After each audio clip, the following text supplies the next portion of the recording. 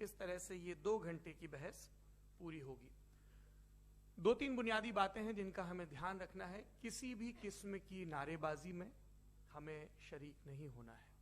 ये हल्ला गुल्ला नहीं है, क्योंकि पूरी दुनिया देख रही है, तो एक नजीर कायम करनी है, एक उदाहरण लोगों के सामने रखना है कि पढ़े लिखे लोग इत्तेफाकी और ना इत्तेफाकी रखते हुए भी, एक दूसरे से सहमति और असहमति रखते हुए भी बात कह सकते हैं।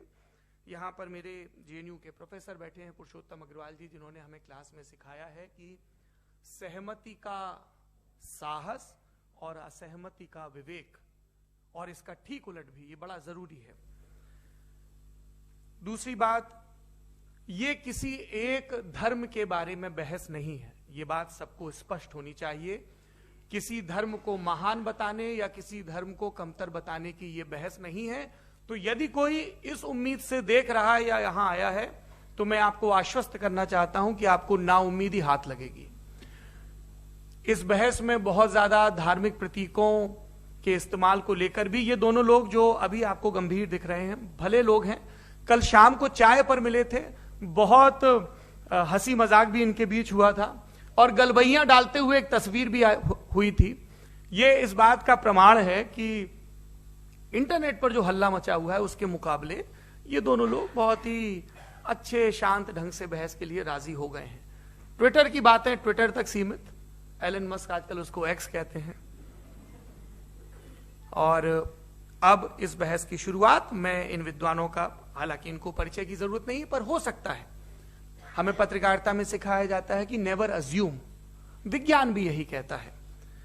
मुफ्ती शमाइल नदवी साहब इस्लामिक विद्वान, शिक्षाविद हैं, कोलकाता के वाहियान फाउंडेशन के संस्थापक हैं, लखनऊ की प्रतिष्ठित दारुल उलूम नदवतुल उलमा से ग्रेजुएशन किया है, सोशल मीडिया और सार्वजनिक मंचों पर अध्यापन और बौद्धिक कामों में सक्रिय हैं, और इस समय इंटरनेशनल इस्लामिक यूनिवर्सिटी मलेशिया से पीएचडी कर रहे हैं। अच्छी बात यह है कि पढ़ाई के साथ साथ ट्रैवल ब्लॉग भी बनाते हैं। पेट्रोनस टावर के सामने का ब्लॉग हमने देखा। हमारे साथ जावेद अख्तर साहब हैं। जावेद अख्तर साहब कवि हैं, शायर हैं, गद्य भी लिखते हैं, फिल्मों के लिए संवाद लिखे हैं, गीत लिखे हैं। इससे इतर ये वैज्ञानिक सोच को लेकर या अपने डिक्लेयर्ड एथिज्म को लेकर भी मुखर रहते हैं और अपने तहीं रैशनैलिटी की बात करते हैं। देवियों और सज्जनों, डज गॉड एग्जिस्ट, इस सवाल का जवाब सब अपने अपने तहीं खोजने की कोशिश कर रहे हैं। कोई इसको गॉड डैम पार्टिकल की खोज बताता है, कोई गॉड पार्टिकल की खोज बताता है, कोई हिग्स बोसान की खोज बताता है, कोई ये सवाल जवाब तलाशने की कोशिश करता है कि मास एग्जिस्टेंस में आखिर आया कैसे, हुआ क्या था, सृष्टि के पहले, समय के पहले क्या था। और कोई ये कहता है कि ये सारी खोजें जिस मस्तिष्क में हो रही हैं प्रकृति के क्रम में, वो कैसे विकसित हुआ।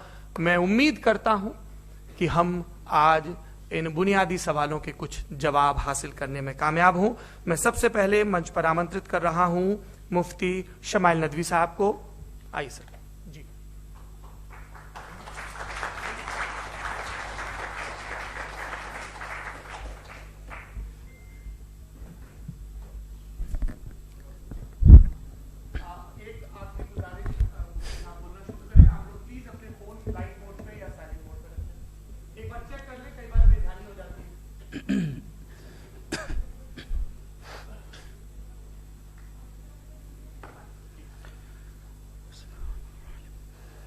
तमाम तारीफें उस क्रिएटर के लिए जिसने इस यूनिवर्स को एक मकसद के तहत पैदा किया है। रिस्पेक्टेड जनाब जावेद अख्तर साहब, मिस्टर सौरभ द्विवेदी और respected audience, thank you all for being here today. आज की डिबेट में चूंकि हम बात करने वाले हैं डज गॉड एग्जिस्ट के टॉपिक पर, तो ये एक ऐसा टॉपिक है जिसके मुताल्लिक कोई भी डिसीजन लेने के लिए अलग अलग स्टैंडर्ड्स हो सकते हैं। लिहाजा डिबेट के शुरू में यह जरूरी है कि हम ये जान लें कि आज के इस टॉपिक में कौन सा स्टैंडर्ड सही होगा और कौन सा गलत होगा। सबसे पहला स्टैंडर्ड जिसे मैं समझता हूं कि हमारे रिस्पेक्टेड जनाब जावेद अख्तर साहब बड़ी तेजी के साथ उसकी तरफ लपकेंगे, वो है साइंस। जबकि साइंस दर हकीकत खुदा के एग्जिस्टेंस को डायरेक्टली साबित करने या उसके एग्जिस्टेंस को डिनाई करने के लिए स्टैंडर्ड नहीं बन सकती। और उसकी वजह क्या है, यह मैं नहीं कह रहा, ये वो लोग कह रहे हैं जो साइंस के एक्सपर्ट्स हैं। नेशनल एकेडमी ऑफ साइंस कहती है science doesn't have the processes to prove और disprove the existence of God. Why? क्योंकि साइंस का ताल्लुक एम्पेरिकल एविडेंस से है और एम्पेरिकल एविडेंसेस का ताल्लुक हमारे नेचुरल और फिजिकल वर्ल्ड से है, जबकि गॉड नॉन फिजिकल और सुपर नेचुरल रियलिटी है। लिहाजा नॉन फिजिकल रियलिटी को आप उस टूल के साथ नहीं चेक कर सकते जिसका काम फिजिकल रियलिटी को तलाश करना है। लिहाजा आज इस डिबेट में गॉड की एग्जिस्टेंस को साबित करने या उसे डिनाई करने में साइंटिफिक एविडेंस को एक्सेप्ट नहीं किया जाएगा। दूसरा स्टैंडर्ड हो सकता है रेविलेशन, कि रेविलेशन के जरिए हम यह साबित करें कि गॉड एग्जिस्ट करता है या नहीं। लेकिन यह स्टैंडर्ड भी आज इररेलेवेंट है। क्यों? क्योंकि रेविलेशन मेरे नजदीक सोर्स ऑफ नॉलेज है, वैलिड सोर्स ऑफ नॉलेज है, लेकिन हमारे जावेद अख्तर साहब के नजदीक यह वैलिड सोर्स ऑफ नॉलेज नहीं है। लिहाजा आज की डिबेट में मैं एक भी एविडेंस किसी भी मजहबी स्क्रिप्चर से नहीं दूंगा ताकि जावेद अख्तर साहब के लिए वो अनएक्सेप्टेबल ना हो। तीसरा जो मेयार हो सकता है वो है ऑब्जर्वेशन, कि भाई कोई कहे कि हमें खुदा दिखाओ, अगर है तो दिखाओ, या ये कि खुदा के एग्जिस्टेंस पर एम्पेरिकल एविडेंस दो, तो ये है दर हकीकत गलत टूल का इस्तेमाल करना। ये ऐसा ही है कि जावेद साहब मुझसे ये मुतालबा करें कि मुफ्ती साहब आप मेटल डिटेक्टर के जरिए प्लास्टिक डिटेक्ट करके दिखाएं। अब चूंकि प्लास्टिक डिटेक्ट नहीं हो पा रही है लिहाजा plastic does not exist. No, you are using the wrong tool. इस टूल से प्लास्टिक को डिटेक्ट नहीं किया जाता। लिहाजा मैं समझता हूं कि गॉड के एग्जिस्टेंस पर एम्पेरिकल एविडेंस का मुतालबा करना एक बचकाना मुतालबा है और हमारे रिस्पेक्टेड जनाब जावेद अख्तर साहब इस स्टेज से अब बहुत आगे निकल चुके हैं। अब बचता है एक ही स्टैंडर्ड, और वो स्टैंडर्ड है अक्ल, लॉजिक, रीजनिंग। और यही वो स्टैंडर्ड है जिसके तहत गॉड की एग्जिस्टेंस को साबित किया जाएगा या गॉड की एग्जिस्टेंस को डिनाई किया जाएगा। लेकिन चूंकि ये बहुत इंपॉर्टेंट और सेंसिटिव टॉपिक है, इसलिए लॉजिकल आर्ग्यूमेंट भी ऐसा होना चाहिए जो डेफिनेटिव हो, इनडेफिनेटिव ना हो, जो 2 और 2 4 की तरह बिल्कुल वाजे हो, जिसे लॉजिकली रिजेक्ट करना पॉसिबल नहीं हो। फॉर एग्जाम्पल हम कहें हमारे रिस्पेक्टेड मिस्टर सौरभ साहब, ये एक इंसान है और तमाम इंसान कॉन्शियस बीइंग है। लिहाजा नतीजा क्या निकला? हमारे सौरभ साहब भी कॉन्शियस बीइंग है। क्या ये इनडेफिनेट आर्ग्यूमेंट है या डेफिनेट आर्ग्यूमेंट है? ये डेफिनेट आर्ग्यूमेंट है। ये 2 और 2 की तरह वाजे है, इसमें किसी तरह जो है लॉजिकली इसको रिजेक्ट नहीं किया जा सकता। तो अगर आज हमारे जावेद अख्तर साहब ऐसी कोई अकली दलील और लॉजिकल एविडेंस दें खुदा के ना होने पर जो डेफिनेट भी हो, तो मैं ये ऐलान करता हूं कि यकीनन मैं उस एविडेंस को कबूल करूंगा और उस पर गौर करूंगा। लेकिन साथ में यह भी ऐलान कर देता हूं प्रेडिक्शन के तौर पर कि ऐसा कोई डेफिनेट आर्ग्यूमेंट कोई नहीं पेश कर सकता। दलील हम देंगे और डेफिनेटिव दलील देंगे, लॉजिकल दलील देंगे, ऐसी दलील देंगे जो एंटायर एथिस्टिक वर्ल्ड उसे रेफ्यूट नहीं कर सकती।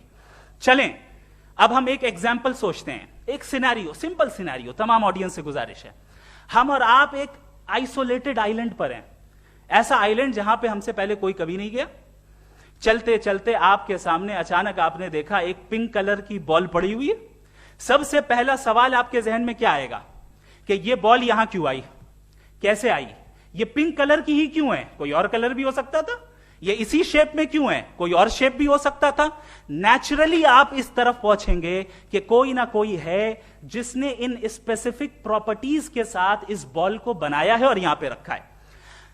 चूंकि आप जानते हैं कि ये जो बॉल है इसका एग्जिस्ट करना जरूरी नहीं है, ये एग्जिस्ट कर भी सकती थी, नहीं भी कर सकती थी, और एग्जिस्ट करना ही था तो किसी और फॉर्म में करती, किसी और कलर में करती। अब आप इस बॉल को एक्सपैंड करते चले जाएं, एक्सपैंड करते चले जाएं, एक्सपैंड करते चले जाएं, यहां तक कि ये बॉल यूनिवर्स के साइज की हो जाए। बताइए कि क्या साइज के बढ़ जाने से सवाल बदल जाएगा? हरगिज नहीं बदलेगा। अभी भी सवाल रहेगा, ये यूनिवर्स कहां से आया, इन स्पेसिफिक प्रॉपर्टीज के साथ कहां से आया, क्यों आया, किसने बनाया, यह सवाल उस वक्त भी वैलिड रहेगा। लेकिन यह सवाल अगर हम जनाब जावेद अख्तर साहब से करें तो चूंकि इनका वर्ल्ड व्यू एथिस्टिक है, और सिर्फ इनका नहीं, मतलब जितने भी एथिस्ट हैं और एथिस्टिक वर्ल्ड व्यू को रखने वाले से अगर आप ये सवाल करें कि ये यूनिवर्स कहां से आया, तो इनका जवाब या तो आर्ग्यूमेंट फ्रॉम इग्नोरेंस होगा या डॉगमेटिक होगा। या तो ये कहेंगे कि मुझे नहीं पता कि ये कहां से आया, लिहाजा गॉड डज नॉट एग्जिस्ट, ये आर्ग्यूमेंट फ्रॉम इग्नोरेंस है, या ये कहेंगे कि ये यूनिवर्स खुद ब खुद बन गया। इसका मतलब ये है कि उस बॉल को भी खुद ब खुद बन जाना चाहिए, लेकिन बॉल के ताल्लुक से ये एक्सप्लेनेशन एक्सेप्ट नहीं की जाएगी कि ये खुद ब खुद बन गई, लेकिन यूनिवर्स के ताल्लुक से कर दिया जाएगा। इसे हम दूसरे अल्फाज में डॉगमा भी कह सकते हैं। दूसरी चीज, हमारे जावेद अख्तर साहब जरूर गॉड ऑफ गैप्स की मिसाल भी जरूर देंगे, और मिसाल देंगे कि पहले जमाने में बिजलियां कड़कती थी तो लोगों ने किसी एक खुदा की तरफ, और बारिश होती थी तो दूसरे खुदा की तरफ मंसूब कर दिया, उनके पास दलील नहीं थी। यह हमारा वर्ल्ड व्यू है ही नहीं, यह हमारा वर्ल्ड व्यू है ही नहीं, क्योंकि नेचुरल फेनोमेना के प्रोसेस की इंटरप्रिटेशन को जान लेने से यह कहां से साबित हो गया कि गॉड एग्जिस्ट नहीं करता है। इस पर मैं इंशाअल्लाह अभी आगे बात करूंगा। आप हजरात ये भी देखेंगे, और मैं ये एक्सपेक्ट करता हूं कि हमारे रिस्पेक्टेड जनाब जावेद अख्तर साहब जरूर इमोशनल आर्ग्यूमेंट्स भी देंगे, जो कि एक लॉजिकल फेलेसी है जब बात आती है ट्रुथ को डिसाइड करने में। क्यों? मिसाल के तौर पर वो कहेंगे कि अगर गॉड है तो ईविल क्यों एग्जिस्ट करता है, जबकि मैं कहता हूं ईविल का एग्जिस्ट करना गॉड के एग्जिस्ट करने की दलील है, उसके खिलाफ नहीं है। चूंकि अगर गॉड है तो हम सब उसके सामने अकाउंटेबल हैं, और अगर हम अकाउंटेबल हैं तो अकाउंटेबिलिटी के लिए ईविल का मौजूद होना जरूरी है, उसके बगैर हम अकाउंटेबल नहीं हो सकते। और अगर हम अकाउंटेबल नहीं हैं तो हम जनाब जावेद अख्तर साहब से पूछेंगे कि आप बताएं कि फिर सफरिंग इस दुनिया में क्यों है? अगर खुदा नहीं है तो सफरिंग क्यों है? और उन लोगों के जज्बे का क्या जिनके अंदर सफरिंग के बाद इंतकाम लेने का जज्बा पाया जाता है और वो इस दुनिया से ऐसे ही चले गए, क्या उनकी सारी तकलीफें बेकार चली जाएंगी? अब आ जाएं उसी एग्जाम्पल की तरफ कि बॉल, मुझसे अगर कोई पूछे इस बॉल को किसने बनाया और या इस एक्सपेंडेड बॉल को किसने बनाया, मैं कहूंगा कि चूंकि ये यूनिवर्स और इस यूनिवर्स की तमाम चीजें कॉन्टिंजेंट हैं। कॉन्टिंजेंट होने का मतलब ये होता है कि जो अपने एग्जिस्टेंस पे किसी के ऊपर डिपेंड करती हो, तो जाहिर है ये यूनिवर्स कॉन्टिंजेंट है। और अगर कोई चीज कॉन्टिंजेंट नहीं है तो मैं रिक्वेस्ट करूंगा कि मुझे दिखा दें कि कौन सी चीज यूनिवर्स में कॉन्टिंजेंट नहीं है, हम भी जरा गौर कर लें और हम भी देख लें। और जब कॉन्टिंजेंट चीजें मौजूद हैं तो फिलोसोफर्स की इस्तिलाह के मुताबिक, हम उस टर्मिनोलॉजी के मुताबिक हम उस जगह तक पहुंचते हैं और उस हस्ती तक पहुंचते हैं जिसे नेसेसरी बीइंग कहा जाता है, कि ये वो नेसेसरी बीइंग है जिसका मौजूद ना होना नामुमकिन हो। क्योंकि अगर ये मौजूद ना हो तो सारी चीजें एग्जिस्टेंस में आएंगी ही नहीं, और ये सारी कॉन्टिंजेंट चीजें उसी के ऊपर डिपेंड करती हैं। अब अगर आप ये सवाल करते हैं कि फिर उस हस्ती को किसने बनाया, फिर उसका कॉज क्या है, फिर उसका कॉज क्या है, फिर उसका कॉज क्या है, और एंडलेसली चले जाएं, इसे हम कहते हैं इन्फिनिट रिग्रेस ऑफ कॉजेस, जो कि लॉजिकल फेलेसी है। कॉन्सेप्चुअली इन्फिनिटी पॉसिबल है। मिसाल के तौर पे न्यूमेरिकल्स 1 2 3 गिनते चले जाएं, इन्फिनिट नंबर्स हैं। मैं कॉन्सेप्चुअली बात नहीं कर रहा, प्रैक्टिकली रियलिटी में साबित करके दिखाएं कि infinite regress of causes possible है या नहीं। अगर पॉसिबल है तो हम मान लेंगे, मिसाल दे दें, और पॉसिबल नहीं है तो एक ही ऑप्शन बचता है जिसे हम कहते हैं नेसेसरी बीइंग। ऐसी नेसेसरी बीइंग जो इंडिपेंडेंट है, क्योंकि अगर वो डिपेंडेंट हुई तो वो नेसेसरी नहीं रहेगी। ऐसी इंडिपेंडेंट बीइंग जो इटर्नल है, अगर वो इटर्नल नहीं होगी, उसकी बिगिनिंग होगी, तो वो खुद कॉन्टिंजेंट है। ऐसी बीइंग जो पावरफुल है, क्योंकि कॉन्टिंजेंट को एक्चुअलाइज करने के लिए पावर चाहिए। ऐसी बीइंग जो इंटेलिजेंट है और नॉलेजेबल है, क्योंकि ये यूनिवर्स स्पेसिफिक फॉर्म और स्पेसिफिक लॉज ऑफ नेचर के तहत प्रिसाइजली चल रहा है। Thank you. थैंक यू मुफ्ती साहब। मैं इन दलीलों के बाद जावेद अख्तर साहब से गुजारिश करूंगा, आप बैठ के बोलना चाहेंगे या बाहर? जी।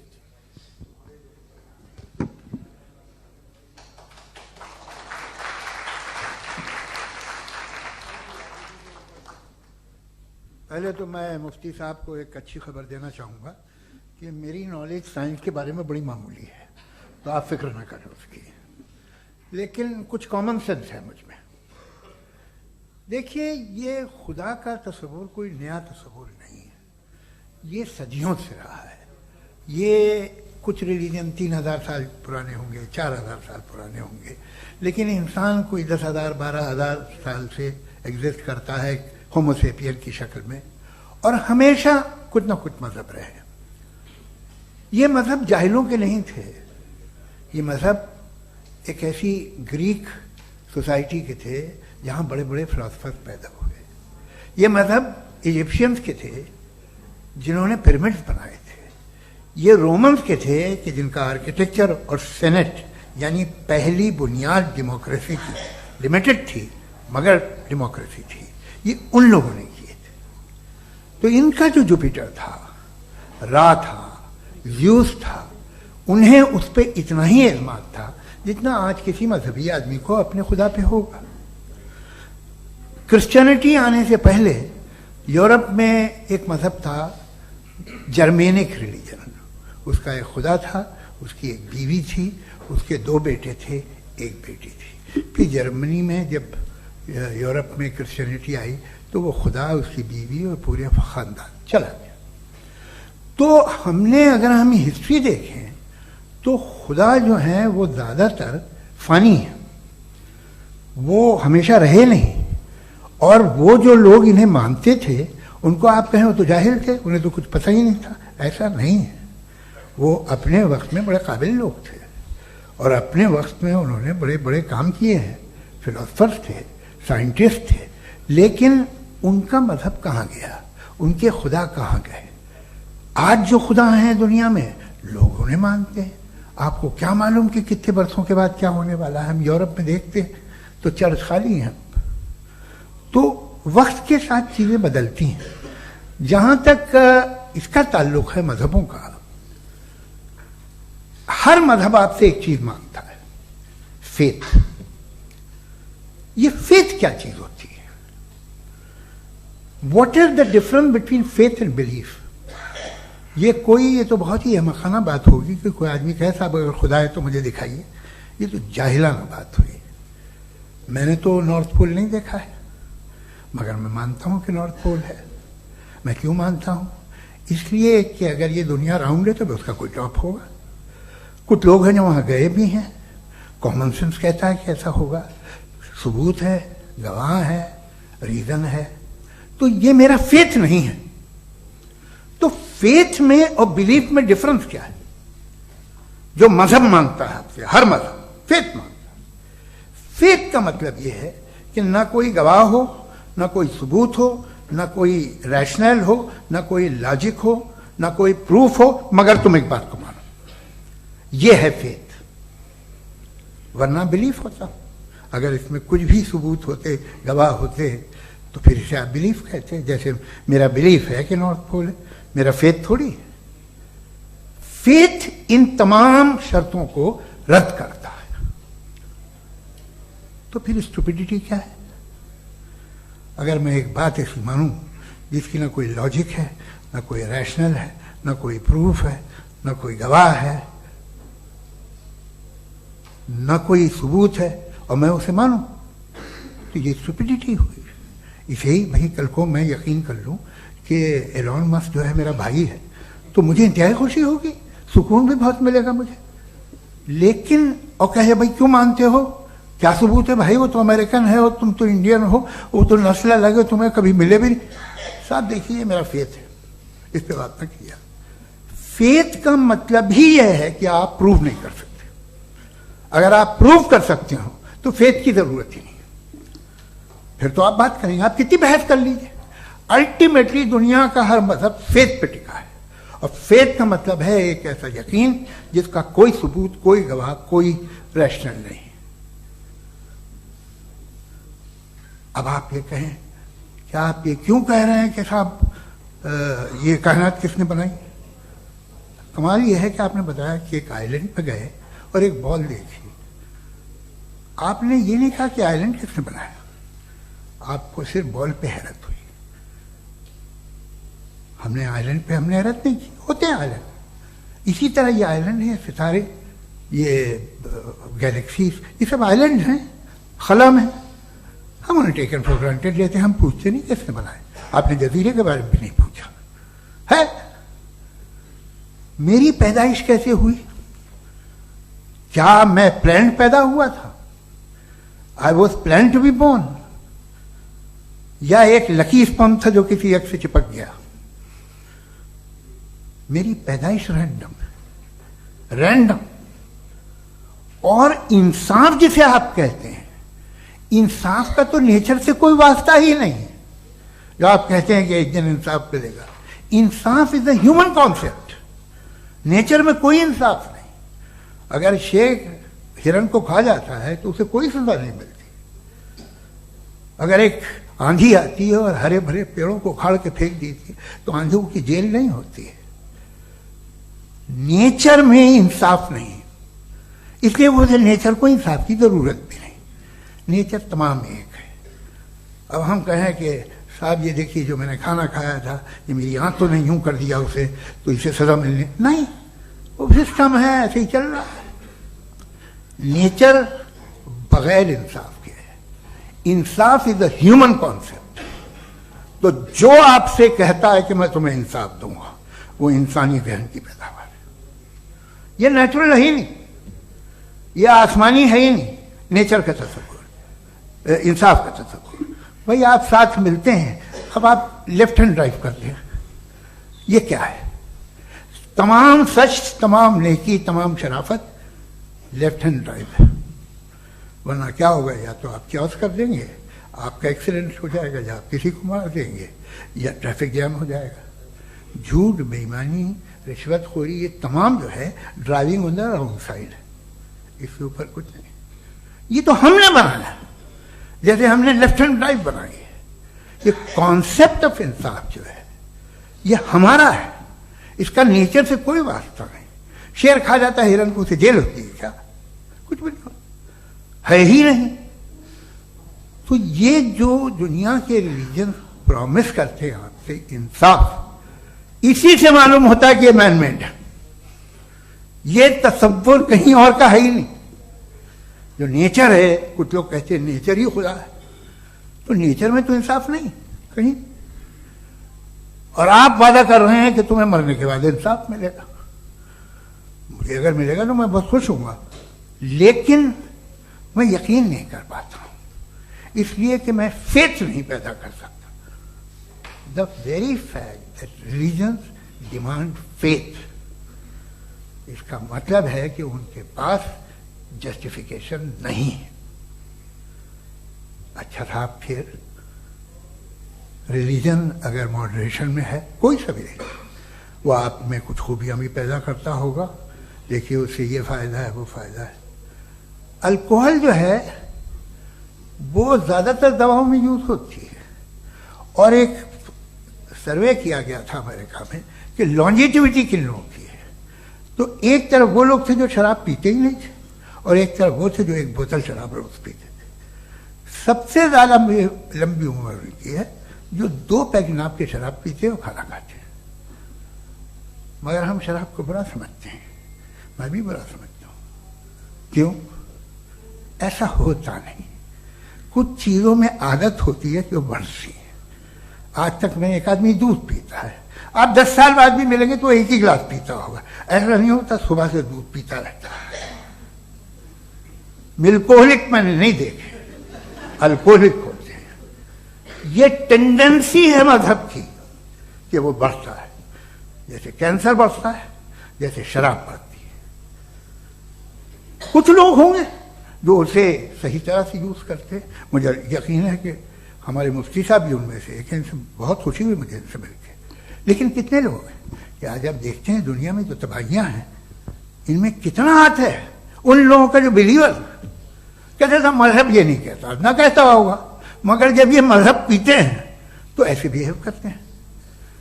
थोड़ा सा अगर हो तो शायद बहुत अच्छी बात, लेकिन शराब थोड़ी सी नहीं रहती, उसमें टेंडेंसी है पहले। थोड़ा सा अगर 2-3 कैंसर के सेल हो ना बॉडी में तो आदमी स्लिम रहेगा, लेकिन वो 2-3 सेल नहीं रहते, वो मल्टीप्लाई होते हैं। जावेद साहब, टाइम पूरा हो गया। टाइम हो गया तो बस बात खत्म हो गई। अच्छा, मुझे कुछ और कहने को था भी नहीं। जी, मैं पहले जवाबी दौर के लिए इनवाइट कर रहा हूं मुफ्ती साहब को। Your rebuttal round 1, you have 7 minutes.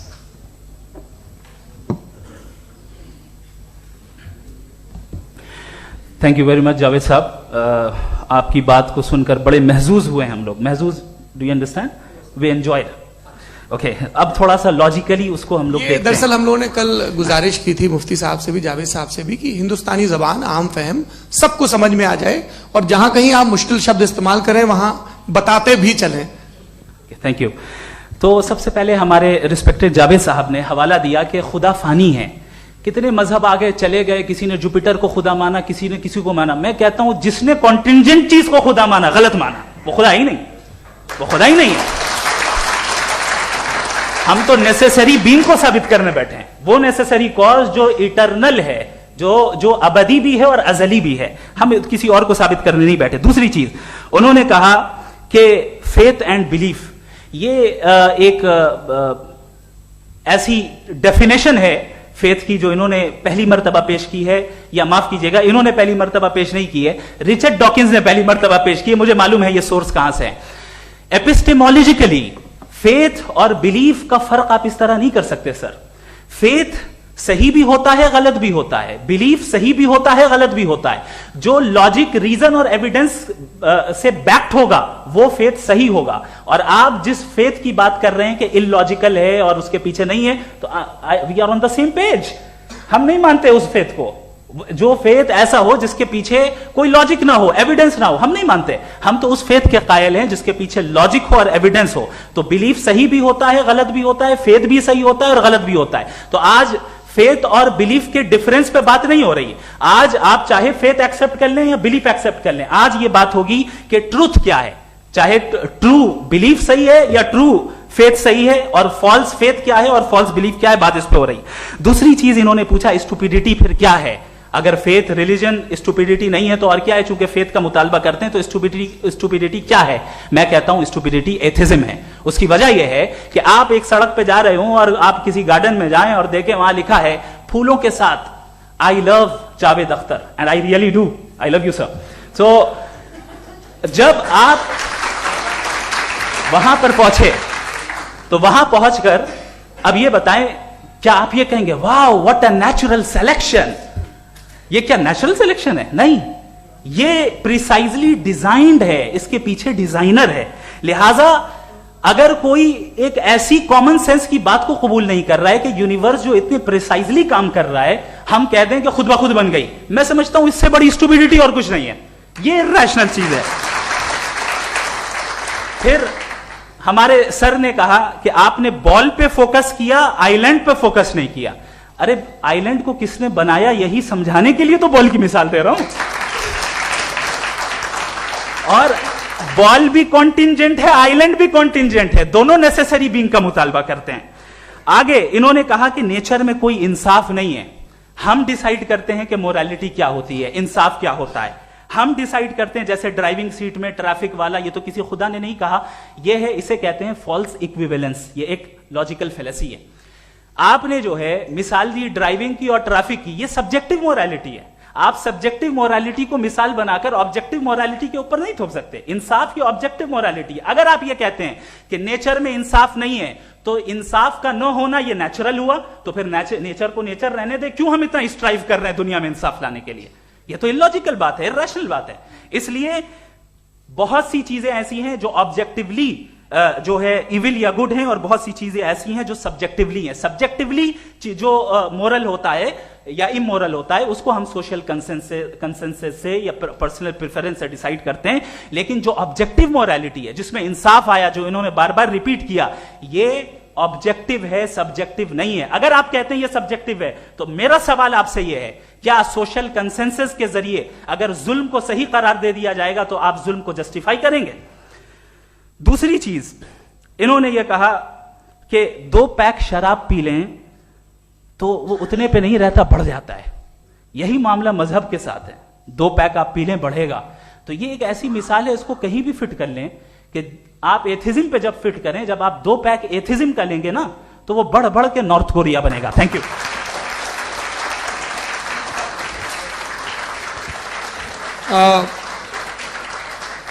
First round के रिबटल के लिए मैं जावेद साहब को इनवाइट कर रहा हूं। आपके पास 7 मिनट का वक्त है, रीसेट कर दीजिएगा प्लीज।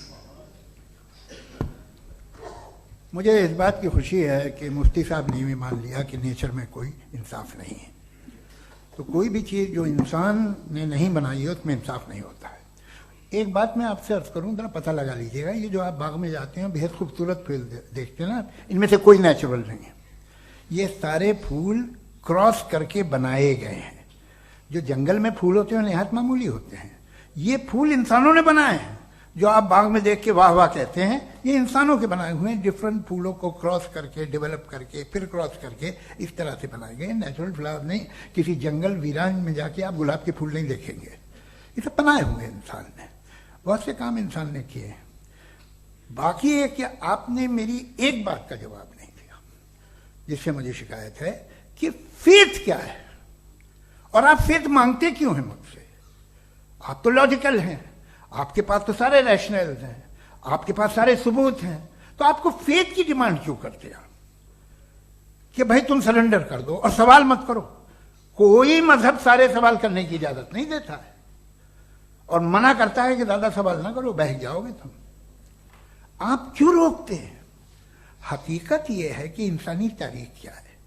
इंसानी तारीख यह है कि दुनिया में दो तरह के लोग हुए। एक वो जिन्होंने अपनी लाइल्मी की परस्तिश की है, दूसरे वो जिन्होंने अपनी इग्नोरेंस या लाइल्मी से झगड़ा किया है और मालूम किया है कि क्या है। ये जो आप कह रहे हैं, आज आप हैरान हैं कि भाई ये यूनिवर्स कैसे बनी। लोग हैरान थे कि सूरज डूबता है तो इधर से कैसे निकलता। और आप एक कदम जाके हमेशा का मानने को तैयार है, एक कदम पीछे ही मान जाइए। भाई आप इसके बाद जाते हैं, कहते सवाल ना करना कि ये कहां से आया, ये पावर तो हमेशा से हमेशा रहेगी। तो आप यूनिवर्स के बारे में मानने में क्या तकलीफ है? एक कदम पहले रुक जाइए। ये हमेशा से थी या नहीं थी हमें मालूम नहीं है। और ये कहना कि हमें मालूम नहीं है, कमाल ये है कि दुनिया के सारे मजहब सब जानते हैं ये दुनिया कैसे बनी थी, कैसे मिटेगी, मरने के बाद क्या होगा, इनको सब इल्म है। इनको किसी को डायनासोर होते थे पहले ये नहीं पता था, किसी को नहीं पता। किसी भी दुनिया की मजहबी किताब में डायनासोर का जिक्र नहीं है। लेकिन बाकी सब बातें, how to make universe in 4 easy lessons and बाकी सब पता है। जिसको सब पता है वो गड़बड़ है। हम में ये इंकिसार, ये ह्यूमिलिटी होनी चाहिए कि हम ये कहें कि हमें ये बहुत सारी बातें नहीं मालूम, लेकिन हम उनकी परस्तिश ना करें, अपनी लाइल्मी को की परस्तिश ना करें, हम उसे पता लगाने की कोशिश करें। जिस दुनिया में आप बैठे हैं सर, ये हॉल जो है, ये इलेक्ट्रिसिटी जो है, ये माइक जो है, जिस हवाई जहाज से आप आए थे, वो जिस कार से आप यहां आए हैं, ये सब उन लोगों की बनाई हुई है जिन्होंने सवाल किए थे। ये दुनिया जिसमें आप आज आराम से हैं, ये उन लोगों की बनाई है कि जिन्होंने सवाल किए थे। और हर स्टेज पे इन सवालों को मकरूह कहा गया था, गलत कहा गया था। आप जरा तारीख पढ़िए, एक बड़ी दिलचस्प किताब है बर्ट्रैंड रसेल की, जिसमें उसने रिलीजन एंड साइंस कि कब से रिलीजन जो है साइंस के अगेंस्ट है। और हद तो यह है कि भाप के इंजन के खिलाफ थे, स्टीम इंजन के भी खिलाफ थे, और फतवे हुए उन पे, वेटिकन ने दिए। तो ये हमेशा, अभी जैसे ही ये राइट विंगर आते हैं अमेरिका में पावर में, तो वो जो अपना ये क्या बोलते हैं उसे, सीड क्या बोलते हैं, सीड क्या जो, हाँ नहीं सीड जो होते हैं जिसपे जी, नहीं भाई, वो जो ह्यूमन बॉडी के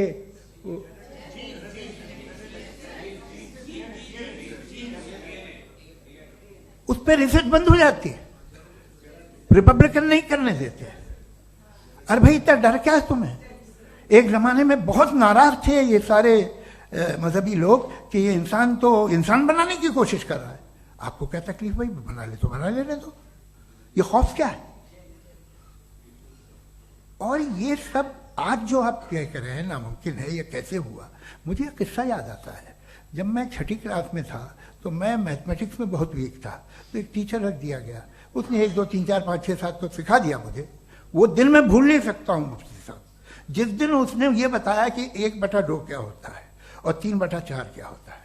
मुझे ऐसा लगा कि मेरा सर बीच से फट जाएगा। यह आदमी कह रहा है कि जो दीवार के अंदर जाओ वॉक करते हुए।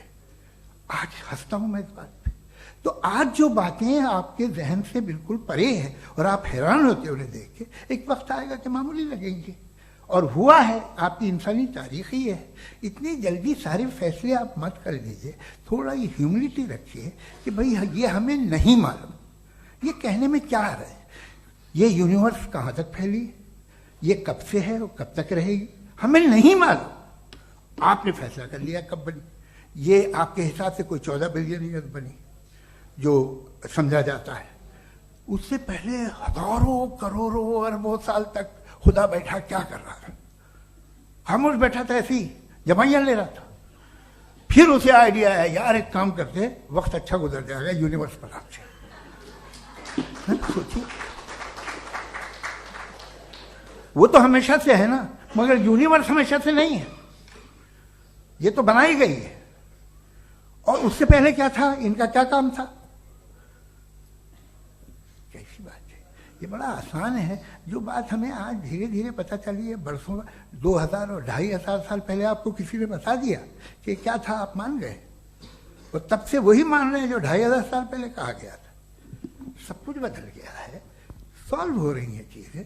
अभी साइंस बिल्कुल दावा नहीं करती, या कोई फिलोसफर ये दावा नहीं करता कि हमें सब मालूम, बल्कि वो कहता है कि हमें जितना मालूम होता है उससे ये मालूम होता है कि हमें कितना कम मालूम। तो हम अपनी जहालत से लड़े, उसकी परस्तिश न करें। जी, time. Thank you so much. मैं तर्कों की श्रृंखला में राउंड 2 के लिए मुफ्ती साहब को आमंत्रित कर रहा हूं। आपके पास एक बार फिर से 7 मिनट का वक्त है। शुक्रिया। जनाब जावेद अख्तर साहब कई मर्तबा दोहरा रहे हैं कि फेथ का मतलब बताइए, फेथ का मतलब बताइए। मैंने बता दिया, फेथ सही भी होता है, गलत भी होता है। और आज हम फेथ पे बात नहीं कर रहे, हम ट्रुथ और डज गॉड एग्जिस्ट पे बात कर रहे हैं।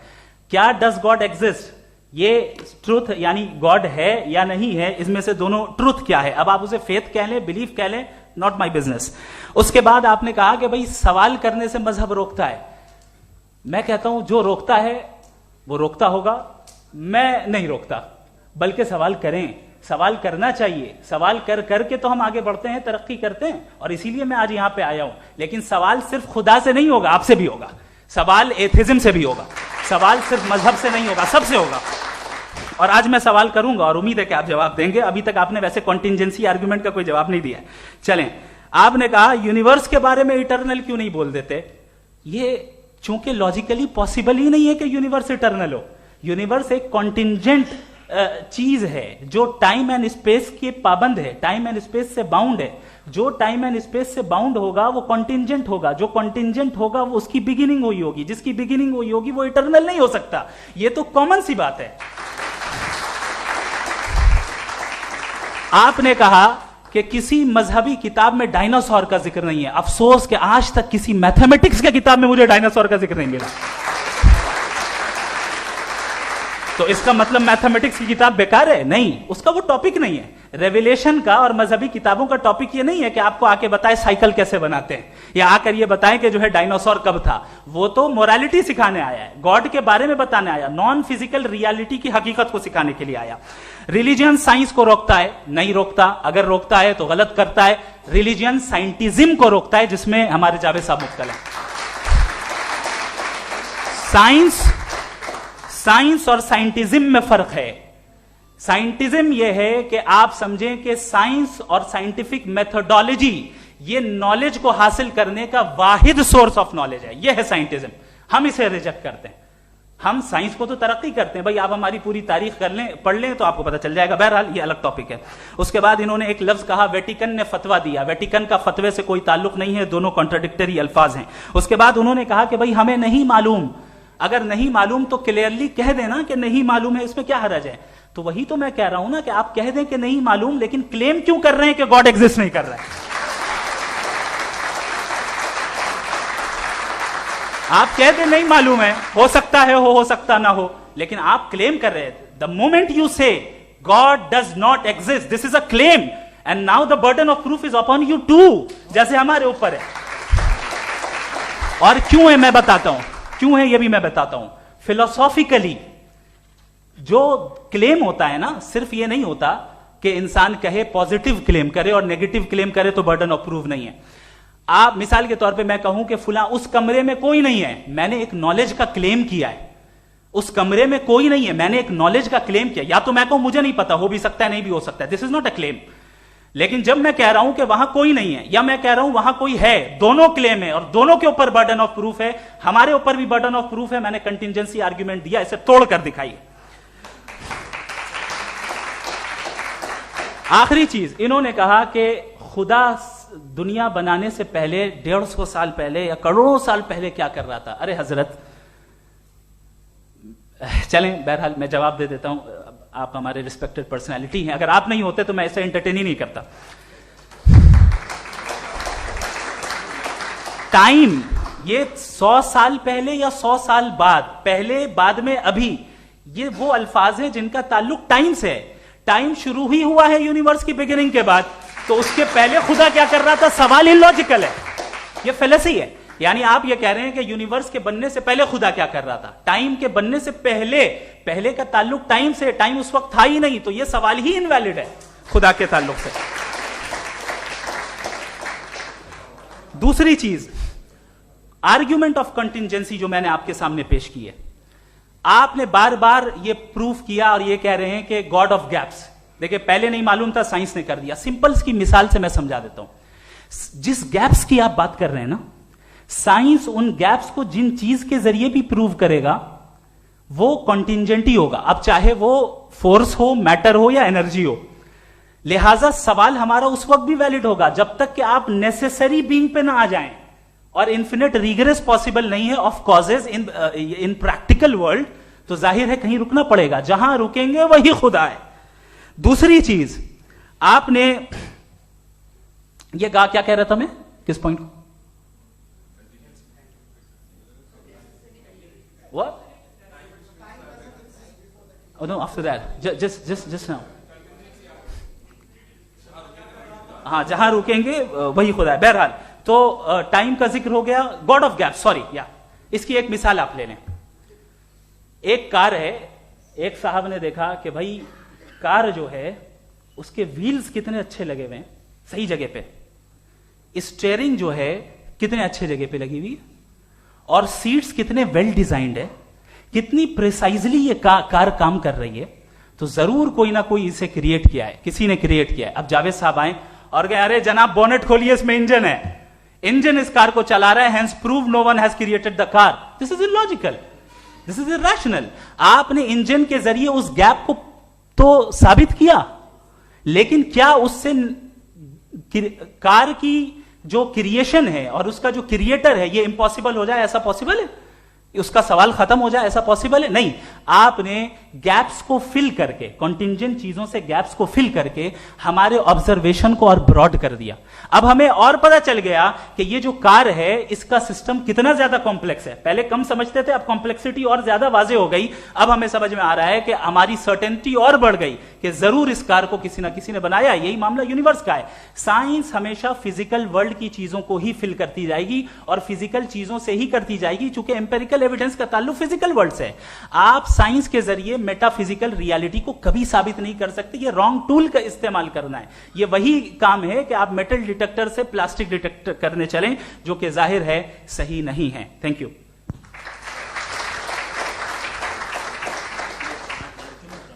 जी, ये आर्ग्यूमेंट का राउंड 2 है। हाँ। 7 मिनट है।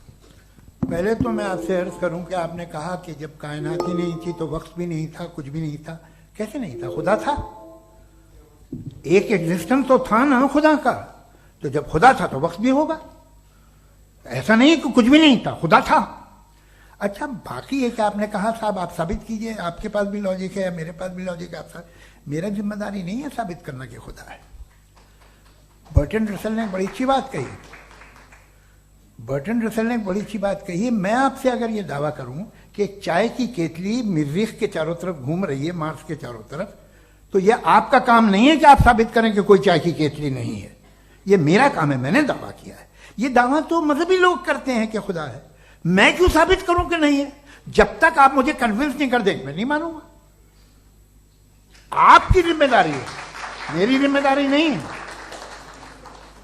दोयम ये कि ये जो आप कह रहे हैं जो गैप्स हैं, ये गैप जब जब किसी मजहब को चैलेंज करते हैं, जब ऐसा कोई बात आती है तो हंगामा हो जाता है कि जब वो चैलेंज करें किसी फेथ को।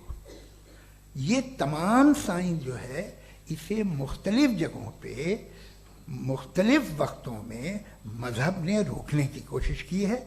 ये किताब है religion and science Bertrand Russell की, पढ़िएगा, अच्छी लगेगी आपको। तारीख ही है साइंस, मजहब की साइंस से उसका यही रिश्ता है। अच्छा, अब ये हम सोचें कि बहरहाल ये वजूद जो है मजहब और ये बिलीव इन गॉड इंसान को बेहतर बना देता है, तो एक काम कीजिए, हिंदुस्तान वर्ल्ड का नक्शा लीजिए और मार्क कीजिए कि रिलीजन कहाँ कहाँ जाता है, कहाँ कहाँ, चाहे वो लैटिन अमेरिका हो या मिडल ईस्ट हो या फार ईस्ट हो या हिंदुस्तान के वो इलाके जहाँ मजहबियत ज़्यादा है। रख दीजिए नक्शा अलग। अब दूसरा नक्शा कि कहाँ कहाँ नाइंसाफ़ी, रिप्रेशन, औरतों के हुकूक की पामाली, जुल्म, डिक्टेटरशिप कहाँ है, नक्शा एक ही होगा। तो आप मुझे बताएं कि जो इसका तरकीब इस्तेमाल क्या है, खुदा का तरकीब इस्तेमाल तो बताइए। आप छोटी सी दवा सड़क पे बेचते हैं उसकी भी तरकीब इस्तेमाल बताते हैं। इसके इस्तेमाल से तो फायदे नहीं हुआ किसी को। जो सारे के सारे खराब मुल्क हैं, खराब समाज है, वो सारे जुल्म खुदा के नाम पे करते हैं। वो गलत करते हैं, सही करते हैं, मुझे क्या लेना देना उससे। इस्तेमाल से मालूम होता ना। एक विस्की की बोतल कभी शायद देखी हो आपने, लाल रंग की होती है, उस पर रोशनी और छिपड़ा इंतहाई खूबसूरत लगती है, क्या बिगाड़ रही है किसी का? उसका इस्तेमाल गलत है, इसलिए आप उसे नापसंद करते हैं। इसका इस्तेमाल गलत है, इस तसव्वुर का इस्तेमाल ही गलत है और हमेशा से गलत हुआ है। आप देख लीजिए, इंसानी तारीख देख लीजिए, आज देख लीजिए, हिंदुस्तान देखिए, दुनिया देख लीजिए, क्या हो रहा है। इसे कैसे इस्तेमाल कर रहे हैं फेथ वाले लोग? क्या फेयर हैं, जस्ट हैं, जो अपने खुदाओं पे यकीन रखते हैं? वो किस तरह के लोग हैं? वो लोगों को इंसाफ देते हैं, वो बेहतर इंसान बने। तो इस दवा का फायदा क्या है? चलो बहुत फायदा हो रहा तो मैं इस्तेमाल कर लूंगा, मुझे तो इस दवा का कोई फायदा दिखता ही नहीं। मुझे तो ऐसा लगता, मैं एक और बात बताऊं, अगर कोई आदमी मजहबी है और अच्छा आदमी है तो मैं उसकी बहुत इज्जत करता हूं, इसलिए कि मेरा ख्याल है मजहबी आदमी का अच्छा होना मुझसे अच्छा होने से ज्यादा मुश्किल है। भाई हर चीज की एक लिमिट है। आप इतना भाग सकते हैं, इतना नहीं भाग सकते, इतना वजन उठा सकते, इतना नहीं उठा सकते, इतना दूर देख सकते हैं, इतना दूर नहीं देख सकते। उसी तरह कॉमन सेंस कहता है कि आप में नेकी का भी एक कोटा होगा। अब आप अगर सुबह जाते हैं अपनी इबादत गाह और इबादत करते हैं तो बाहर निकलते हैं तो आप तो यही महसूस करते हैं कि आपने एक बहुत अच्छा काम किया, आपकी नेकी का एक बहुत बड़ा कोटा खर्च हो गया जिससे किसी का कोई फायदा नहीं हो। मैं तो नहीं जाता हूं तो मुझे तो किसी को खाना खिलाना पड़ेगा, किसी बेवा की मदद करनी पड़ेगी। मैं अपना कोटा कैसे कंज्यूम करूं? आप अपना कोटा, सारे मजहबी लोग इंतहाई यूजलेस कामों में यूज करते हैं। उसके बाद भी अगर आप में बच्ची है थोड़ी सी शराफत तो भाई वाह, क्या बात है।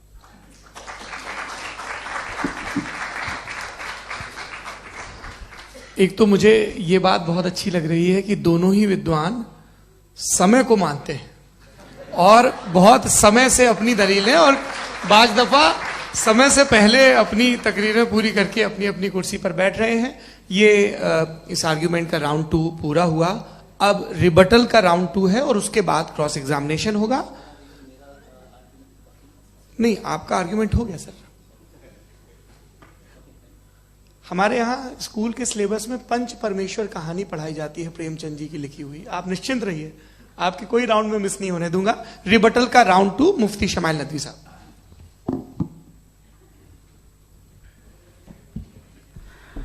असल में जो हकीकी प्रॉब्लम है, असल प्रॉब्लम है वो ये है कि जावेद साहब के पास कॉन्सेप्ट ऑफ गॉड क्लियर नहीं है। इन्होंने कहा कि कायनात से पहले खुदा तो था, तब भी तो टाइम होगा। ये टाइम कायनात का हिस्सा है।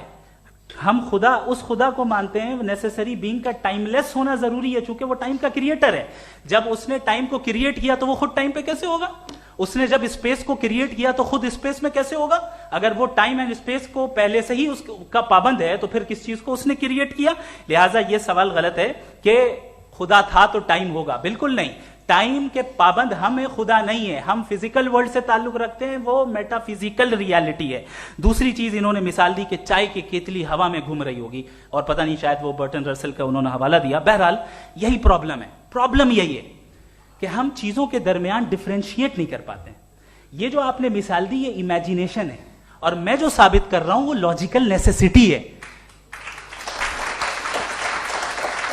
आप इमेजिन करना है तो कुछ भी करें, जुपिटर में पिंक एलिफेंट होगा, यूनिकॉर्न होगा, करें, उससे कायनात पे क्या फर्क पड़ता है? उससे आप लॉजिकल नेसेसिटी साबित नहीं कर सकते। मैं तो उस प्राइम कॉज की बात कर रहा हूं, उस नेसेसरी बीइंग की बात कर रहा हूं जिसके बगैर इस कायनात का एग्जिस्टेंस मुमकिन नहीं है।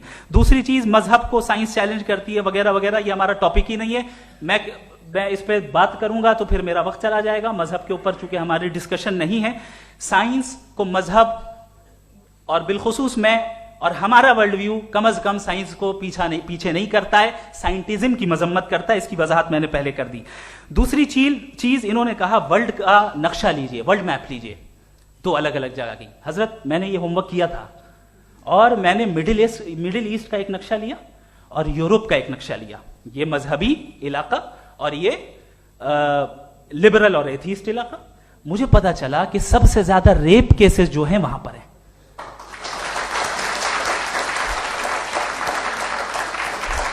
मुझे यह पता चला यूएन की रिपोर्ट के मुताबिक, मैं ये अपने घर से नहीं लेके आ रहा, कि जो वर्किंग वुमेन है यूरोपियन कंट्रीज में, उसमें 81% वुमेन सेक्सुअल हैरेसमेंट का वर्क में शुमार हो रही है। ये मिडिल ईस्ट में नहीं हो रहा है, वो मजहबी लोग हैं इसलिए नहीं हो रहा है। दूसरी चीज आपने ये कहा कि मजहबी आदमी का अच्छा होना हमारे अच्छे होने से बहुत मुश्किल है, बहुत मुश्किल है। तो इसका मतलब यह है कि गॉड के अलावा आपके पास अच्छे और बुरे का कोई स्टैंडर्ड है। मैं चाहूंगा कि कन्वर्सेशनल स्टाइल वाली डिस्कशन और सेगमेंट पे इसी पे बात कर लेते हैं। Thank you very much.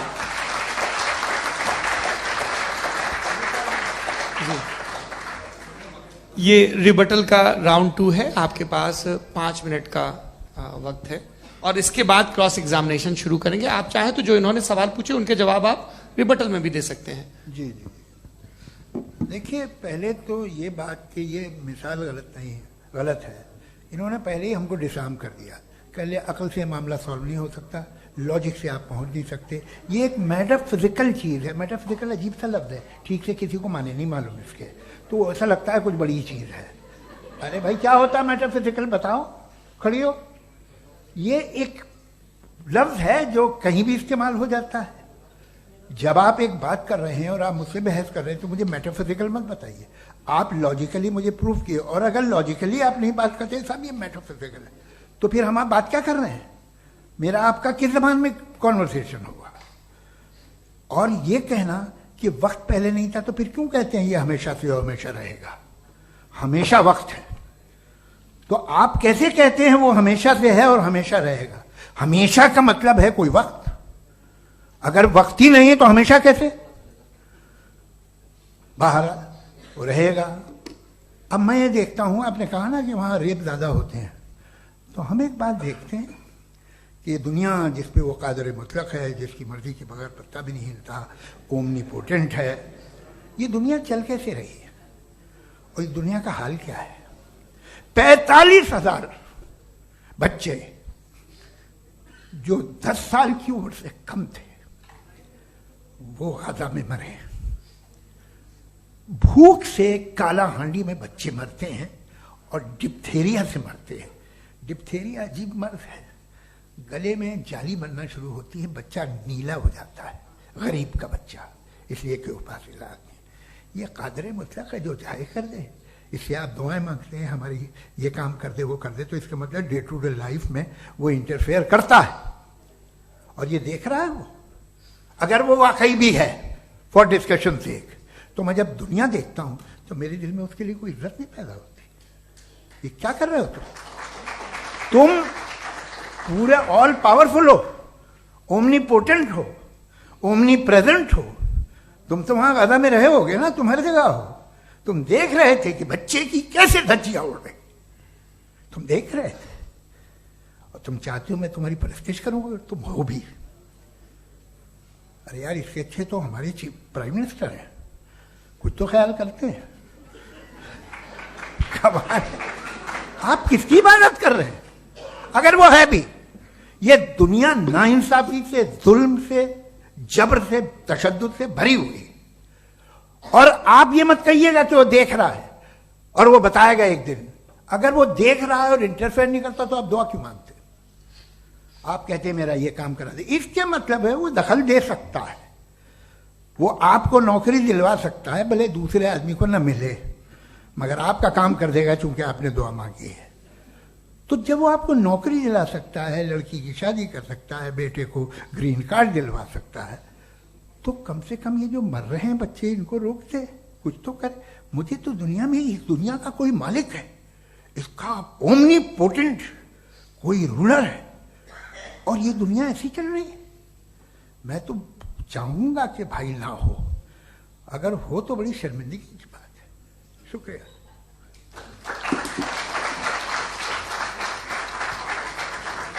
देवियों और सज्जनों, इस बहस के 2 राउंड और 2 रिबटल पूरे हो चुके हैं। अब सबसे जरूरी और सबसे मुश्किल राउंड शुरू हो रहा है, क्रॉस एग्जामिनेशन का। अब इन विद्वानों की सज्जनता की एक परख भी होगी, और वक्त हमने 16 मिनट का तय किया है। पहला सवाल आप पूछना चाहेंगे? जी बिल्कुल। पहले बोले भी आप आप माइक ले लीजिएगा हाथ में, ये नीचे से होना चाहिए। जी मैं बोलता हूँ, ये डायस हटा सकते हैं क्या हम थोड़ा क्विकली? डायस पीछे कर दीजिए बस थोड़ा सा, है, ताकि ये जो दाएं बाएं लोग बैठे हैं, इसे हटा ही दीजिए। अब हम वहां तो जाने वाले नहीं, आराम से आराम से दोनों तरफ से हटा दीजिए।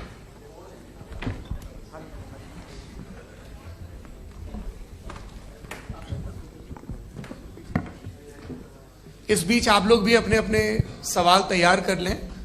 ये ध्यान रखेंगे कि मैं यहां से सवाल लूंगा, आप लोगों को अपना हाथ ऊपर करना है, अपना नाम बताना है और अधिकतम 3 वाक्यों में अपना सवाल पूरा करना है। कई लोग सवाल की जगह भाषण देने लगते हैं, उससे आज बचना है।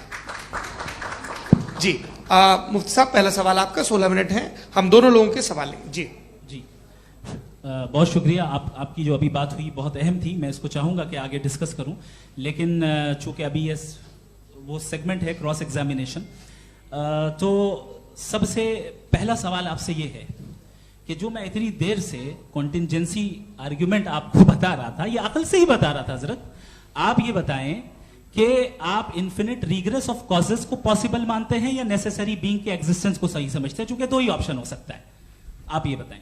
देखिए, आपको मैं ईमानदारी से बात करूं, एक तो मैं कॉन्टिजेंसी वर्ड ठीक से समझता नहीं, और इस वक्त भी जो आपने अंग्रेजी के अल्फाज इस्तेमाल किए वो ज़रा थोड़े से मुझे डिफिकल्ट और कॉम्प्लिकेटेड लगे, तो आप ज़रा सिंपल जबान में सवाल कर सकते हैं? बिल्कुल कर सकता हूं। जी। यूनिवर्स की हर चीज कॉन्टिंजेंट होने का मतलब यह है कि वो अपने एग्जिस्टेंस में किसी के ऊपर डिपेंडेंट है। जो भी चीज डिपेंडेंट होगी वो चीज इंडिपेंडेंट नहीं हो सकती, तो उसका कोई ना कोई कॉज होगा। तो अब आप क्या समझते हैं कि ये इन्फिनिट रिग्रेस है, यानी कॉज पर कॉज, कॉज पर कॉज, कॉज पर कॉज, और कभी कोई यानी ये एंडलेसली चलता रहा? क्योंकि अगर ऐसा होगा तो हम तो एग्जिस्टेंस में आते ही नहीं। लॉजिकली ये मुत्तफक अलैह चीज है, मुत्तफक अलैह अग्रीड अपॉन। इस पे हमने एग्री किया था कि मुश्किल शब्द आएगा तो अर्थ बताना पड़ेगा। तो इन्फिनिट रिग्रेस तो पॉसिबल नहीं है, तो कहीं ना कहीं आपको रुकना पड़ेगा ऐसे नेसेसरी बीइंग पर। नहीं, कोई जरूरत नहीं रुकने की। किसने कहा आप रुकना पड़ेगा? आप रुकते हैं खुदा पे, आप नहीं रुकते। आप कहते हैं वो हमेशा से, जब उस वक्त से जब वक्त नहीं था। आप कहाँ रुकते हैं कि अब हुआ था वो? आप नहीं कहते। हम क्यों नहीं मान सकते कि यूनिवर्स जो है और बल्कि मल्टीवर्सेस जो है वो हमेशा से हैं, वो बनती है, बिगड़ती है। एक हमारे यहाँ एक चीज़ है ब्लैक होल, वो समेट लेता है वापस, फिर ब्लास्ट होता है, फिर फैल जाता है। और इसमें हमारी तो खैर कोई औकात ही नहीं है इंसान की। एक छोटे से जर्रे पे हम 50-60 साल की उम्र रखते हैं, जो करोड़ों अरबों साल की कायनात है उसमें, और पैदा भी नहायत ही बेहुदा वजह से हुए थे। तो इसमें ये सोचना कि इसकी वजूहात और ये क्यों है, ये डिपेंडेंट है, ये हम देख रहे हैं। क्या मालूम, आप सोचिए कि ये जो फैल रही है कायनात, ये कहाँ फैल रही है, ये कहाँ जा रही है, और ये फैल क्यों रही है? अरे बना ली थी तुमने, रुको भैया काफी है। ये फैल क्यों रही है? ये और कौन सी कायनात जिसे मैं दूरबीन से देखता हूं तो 2 बिलियन लाइट ईयर पे है, उससे मेरा कोई वास्ता ही नहीं है। 2 बिलियन ईयर यानी अगर मैं 80,000 माइल्स पर सेकेंड से चलूं तो 20 करोड़ साल में वहां पहुंच जाऊंगा। इसकी जरूरत क्या थी? ये दुनिया, ये कायनात तो इंसान अशरफुल मखलूकात के लिए बनाई गई ना। तो ये सब ये टर्म समझ में नहीं आया, इसमें कोई खास समझने वाली बात थी भी नहीं।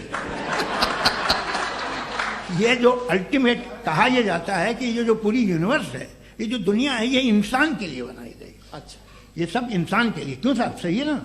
बिल्कुल, लेकिन इसका ये मतलब नहीं कि किसी चीज के पीछे रीजन आपको नहीं पता तो रीजन नहीं है, इसे कहते हैं नहीं, मुझे नहीं पता, लेकिन मेरी जिम्मेदारी नहीं है। वो बिल्कुल सही कहा था उसने, बर्टन रसल ने। आपने उसे मजाक में टाल दिया कि भाई आप एक दावा कर रहे हैं, मैं क्यों कहूं कि ये गलत है दावा? आप प्रूफ कीजिए, मेरे पे जिम्मेदारी ही नहीं है, मैंने थोड़ी कहा है। आप प्रूफ कीजिए कि ये सही है। आप आर्ग्यूमेंट ऑफ कंटिजेंसी का जवाब ही नहीं दे रहे हैं। पूछना चाहेंगे? आप सवाल पूछना चाहेंगे मुफ्ती साहब से?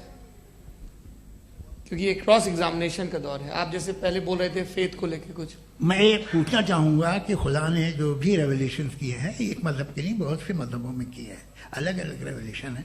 कहीं कुछ एक बातें हैं, कॉन्ट्रडिक्शन भी है आपस में, कहीं कुछ आप कर सकते हैं, कहीं कुछ नहीं कर सकते। ऐसा नहीं है कि सबकी कोड ऑफ मॉरल एक है। तो ये किस्सा क्या है? अब आप ये देखिए कि मुझे कभी कभी लगता है कि जो फुटबॉल फाइनल होता है, लाखों लोग होते हैं, फिर वो टीवी कवर कर रही करोड़ों लोग, अगर उसमें खुदा की एक बूमिंग आवाज आ जाती, मैं गॉड हूं, तो सारे लोग अभी सुन लेते और टीवी पे भी सुन लेते, किस्सा खत्म होता। ये इतनी राजदारी क्या है कि तुम सामने कुछ तो सबूत दे दो हमें सॉलिड। ये कह साहब ये यूनिवर्स कैसे बनी, इससे मसला क्या हल होगा? मैं पूछूंगा आपसे खुदा कैसे बना? क्यों नहीं पूछूंगा कैसे बना?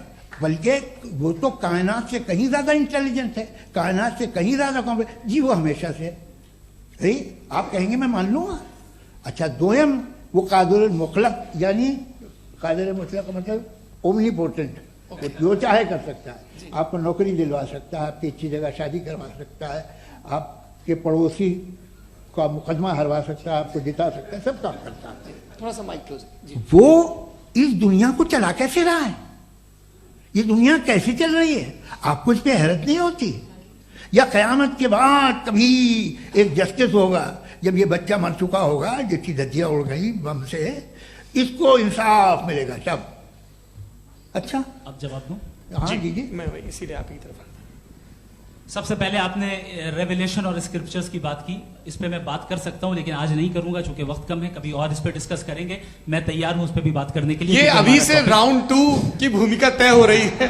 Does God exist round 2? चूंकि आज गॉड के एग्जिस्टेंस पे बात है, तो मैं उसी के रिलेटेड जो है आपके सवालात को एंटरटेन भी करूंगा और मैं भी पूछूंगा।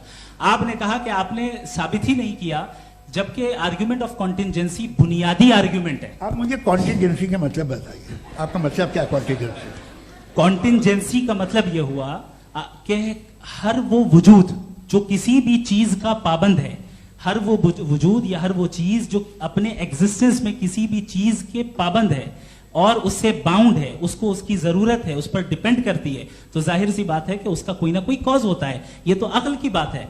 ये आप रीजनिंग की बात करते हैं, मैं वही कर रहा हूं। दूसरी चीज, आपने ये बात कही कि इतने बिलियन लाइट ईयर्स दूर है, उसका मेरा क्या लेना देना। फिर मेरे ख्याल से आपको ये नहीं कहना चाहिए I think therefore I am an atheist. आपको सोचना चाहिए, सिर्फ आप एक लिमिटेड दायरे में रहकर नहीं सोचें, बल्कि बाहर निकलकर सोचें। आपने तीसरा सवाल किया, आपने 2-3 सवाल एक साथ। ऐसी बातें ना कीजिए, कुछ लोगों को इतराज हो जाएगा आप पे कि आप कुछ भी सोचिए। ये इजाजत आपको है नहीं, मुझे है।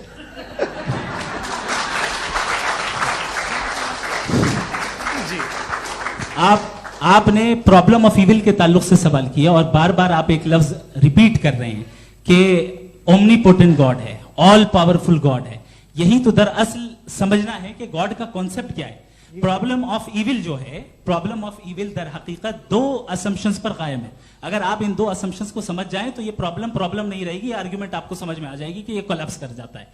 पॉइंट नंबर 1, यानी जो आपका सबसे पहला फॉल्स असम्पशन है कि गॉड मर्सीफुल है, ओमनीपोटेंट है, दुनिया में जुल्म हो रहा है। लेकिन आपको यह समझना चाहिए कि हमारे वर्ल्ड व्यू के मुताबिक गॉड सिर्फ ओमनीपोटेंट और सिर्फ मर्सीफुल नहीं है, बल्कि वो ऑल वाइज भी है और वो ऑल नोइंग भी है। उसके हर काम के पीछे हिकमत और विजडम है। ये कोई जरूरी नहीं है कि वो हिकमत और विजडम आपको समझ में आए या मुझे समझ में आए। अगर आप जो समझ रहे हैं उसके मुताबिक आप फैसला कर रहे हैं, ये लिमिटेड पर्सपेक्टिव से आर्ग्यूमेंट है। और इस चीज को हम अपनी दुनिया में, अपने लाइफ में, डेली लाइफ में इस प्रिंसिपल को एक्सेप्ट करते हैं। हम जब किसी डॉक्टर के पास जाते हैं, डॉक्टर के पास जाकर वो अगर उसने हमें कोई दवाई दी है तो हम ये तो नहीं कहते कि जब तक आपके पास जितना नॉलेज और जितना विजडम नहीं है, आपने क्यों ये दवाई दी है, तब तक हम इस चीज को एक्सेप्ट नहीं करेंगे। नहीं कहते, हम उसकी अथॉरिटी को तस्लीम करते हैं। क्यों? क्योंकि उसकी हम जानते हैं कि वो नॉलेजेबल है, वो विजडम वाला है, हमसे ज्यादा नॉलेज और हमसे ज्यादा विजडम है। बताएं सर। नहीं, डॉक्टर में और खुदा में बड़ा डिफरेंस है। डॉक्टर पढ़ा लिखा होता है, एक तो मैं उसकी बात सुनूंगा। दोयम ये नहीं, कुछ जवाब तो ये भी नहीं है सर। प्लीज, आप अगर सब ऑडियंस से बोलने लगेंगे तो फिर मतलब नहीं सिविलाइज्ड बहस का। मतलब आप ये कहें कि चूंकि आप डॉक्टर पे बिलीव करते हैं इसलिए खुदा पे बिलीव किए, क्या ये मिसाल आपको समझाने की आर्ग्यूमेंट है, इस पे आपको एतराज नहीं है। तो सिंपल बात ये है कि मैं अगर ये यकीन कर लूं कि एक ओमनीपोटेंट, उसकी मसलहत है, ये जो बच्चे मर रहे हैं ये मसलहत है उसकी, मुझे नहीं चाहिए इसकी मसलहत। उसकी मसलहत नहीं, यही तो समझना है, मतलब एक्सपीरियंस। अच्छा, आपने अभी मेरी बात पूरी सुनी नहीं। मैंने कहा आपका पूरा आर्ग्यूमेंट दो फॉल्स असम्पशंस पर है। एक फॉल्स असम्पशन मैंने बता दिया, दूसरा फॉल्स असम्पशन यह है कि इस दुनिया में इविल के होने का कोई गुड रीजन नहीं है, जबकि हमारे पास बाज रीजंस मौजूद हैं, हमारे पास बाज वजूहात मौजूद हैं। अगर इस दुनिया में इविल ना हो तो आप गुड को डिफाइन कैसे करेंगे? अगर जुल्म ना हो आप इंसाफ को समझेंगे कैसे? अगर तारीकी ना हो तो आप लाइट को समझेंगे कैसे? बहुत अच्छे। अभी और सुन लें, अभी और बाकी है। ये तो बात बहुत पसंद आई साहब मुझे कि जब तक रेप ना हो तब तक औरतों की इज्जत का ख्याल आपने मेरा जवाब पूरा सुना ही नहीं। जब तक के बच्चों का कत्ल ना किया जाए तब तक आपको बच्चों की मासूमियत की इज्जत। आपने पूरा जवाब सुना ही नहीं। क्या बात है, क्या आपने नुक्ता निकाला? आपने पूरा जवाब सुना ही नहीं। आप सुन लें, मेरी बात सुन लें। ये मैंने आपको एक चीज बताई। दूसरी चीज, इस दुनिया में हम आए हैं टेस्ट के लिए, हमारा टेस्ट हो रहा है और हर इंसान का अलग अलग अंदाज में टेस्ट होता है। और इस दुनिया में अगर इविल मौजूद है तो वो इविल जरिया है हमारे अंदर ह्यूमन नोबल क्वालिटीज को डेवलप करने का और अलग अलग फील्ड में प्रोग्रेस करने का। और अगर हमारे अंदर और इस दुनिया में इविल नहीं होता तो बताइए टेस्ट का मतलब क्या होता? अगर मैं अपने स्टूडेंट को एमसीक्यूज दूं और उसमें सिर्फ राइट आंसर लिख कर दे दूं और कहूं तुम्हारा टेस्ट हो गया, ये मीनिंगलेस है। इस दुनिया में अगर हम टेस्ट के लिए आए हैं तो जाहिर है गुड एंड इविल दोनों मौजूद है। तो अगर गुड एंड इविल दोनों मौजूद है तो ये इविल भी खुदा का बनाया हुआ है? जी हाँ, खुदा का बनाया हुआ है। लेकिन अच्छा, चलो अच्छी बात। जी बिल्कुल, तो बिल्कुल खुदा ने बनाया। अभी तो ये है कि जो मेजॉरिटी है दुनिया में वो इविल है, तो ये खुदा एक्चुअली इविल के साइड पे लग रहा है मुझे। बिल्कुल भी नहीं, मैं मेजॉरिटी में तो वो है। क्या बात कर रहे हैं भाई आप? कोई भी जो मुंसिफ होगा, चाहे आपका अपना घर हो जिसके आप सबसे बड़े हैं, चाहे आपकी ऑर्गेनाइजेशन हो जो आप चलाते हैं, वहां पर आप इविल रखेंगे साबित करने को कि बाकी लोग शरीफ हैं। मेरी बात सुन, क्या ये आर्ग्यूमेंट ही गलत है? अगर कि जब तक के कोई इविल नहीं होगा तब तक के शरीफ आदमी शरीफ नहीं लगेगा। अगर एग्जामिनर गलत ऑप्शन दे रहा है तो एग्जामिनर इविल नहीं हो गया, जो गलत ऑप्शन को सेलेक्ट कर रहा है वो फेल होगा। क्रिएटर ने इविल को बनाया है लेकिन वो इविल नहीं है। अच्छा सुनिए मेरी बात, let me complete sir. Creator ने इविल को बनाया है टेस्ट के लिए, वो इविल नहीं है। इविल वो होगा जो उसे इख्तियार करेगा। छुरी को बनाने वाला गलत नहीं होता है, छुरी का गलत इस्तेमाल करने वाला गलत होता है। रेप को कैसे गलत इस्तेमाल करते हैं? रेप इंसान के फ्री विल का नतीजा है।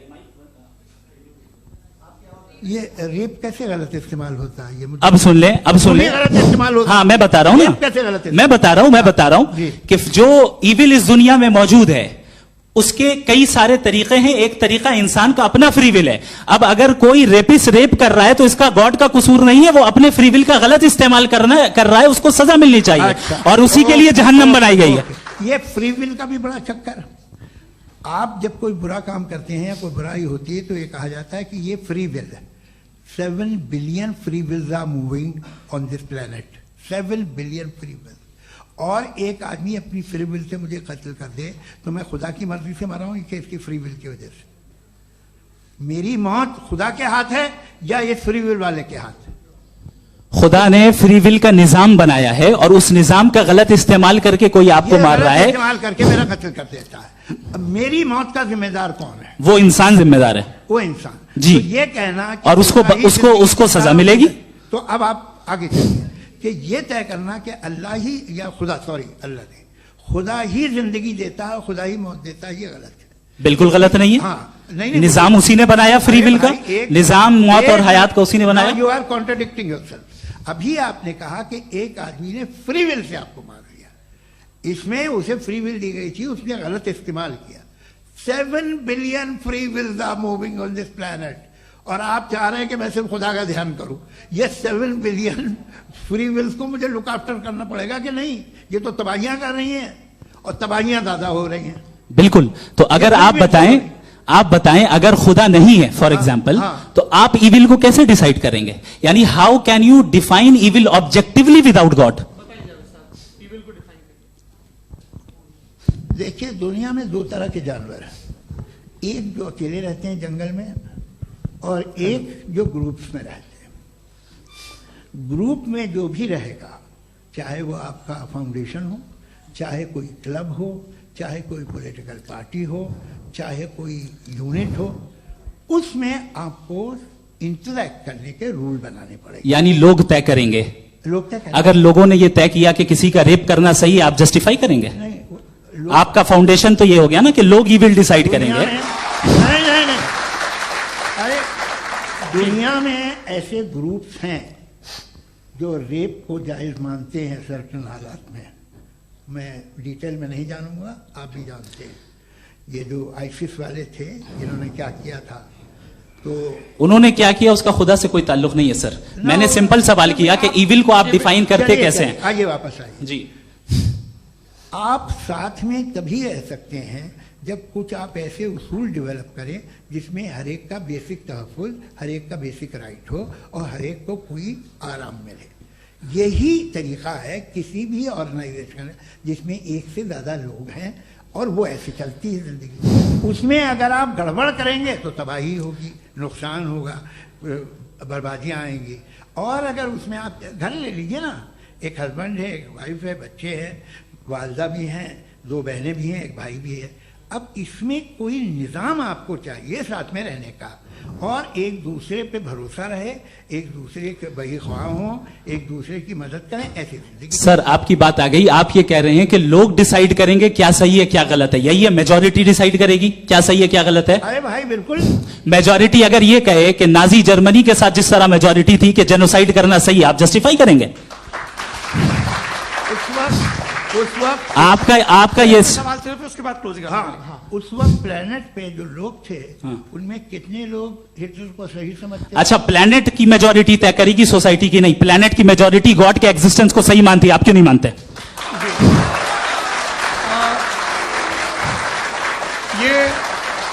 हेलो ये क्रॉस क्वेश्चन का राउंड यहां पर समाप्त होता है। और ये बड़ा अच्छा है कि इस तरह से फ्रेगमेंट कर दिया गया है ताकि जो मरकरी ऊपर जा रहा है जवाब दे दूं। जी। प्लेनेट की ज्यादातर मेजॉरिटी कुछ दूसरे मजहबों के खुदा को मानती है।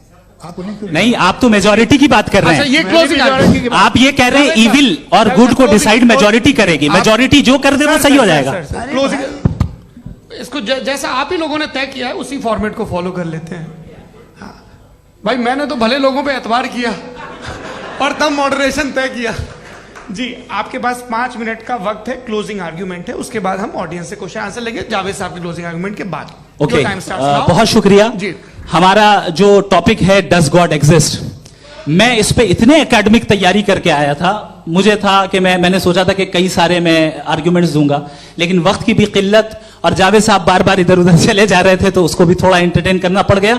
डज गॉड एग्जिस्ट पे मैं एक ही आर्ग्यूमेंट दे पाया, आर्ग्यूमेंट्स बहुत हैं और डेफिनेटिव आर्ग्यूमेंट्स हैं, और मेरे आर्ग्यूमेंट को किसी एक राउंड में भी इन्होंने एंटरटेन नहीं किया और रेफ्यूट नहीं किया, एक राउंड में भी नहीं, एक राउंड में भी नहीं, और ना ही अभी अभी आपका क्लोजिंग आर्गुमेंट आएगा, नहीं वो बता देना। Argument of contingency sir.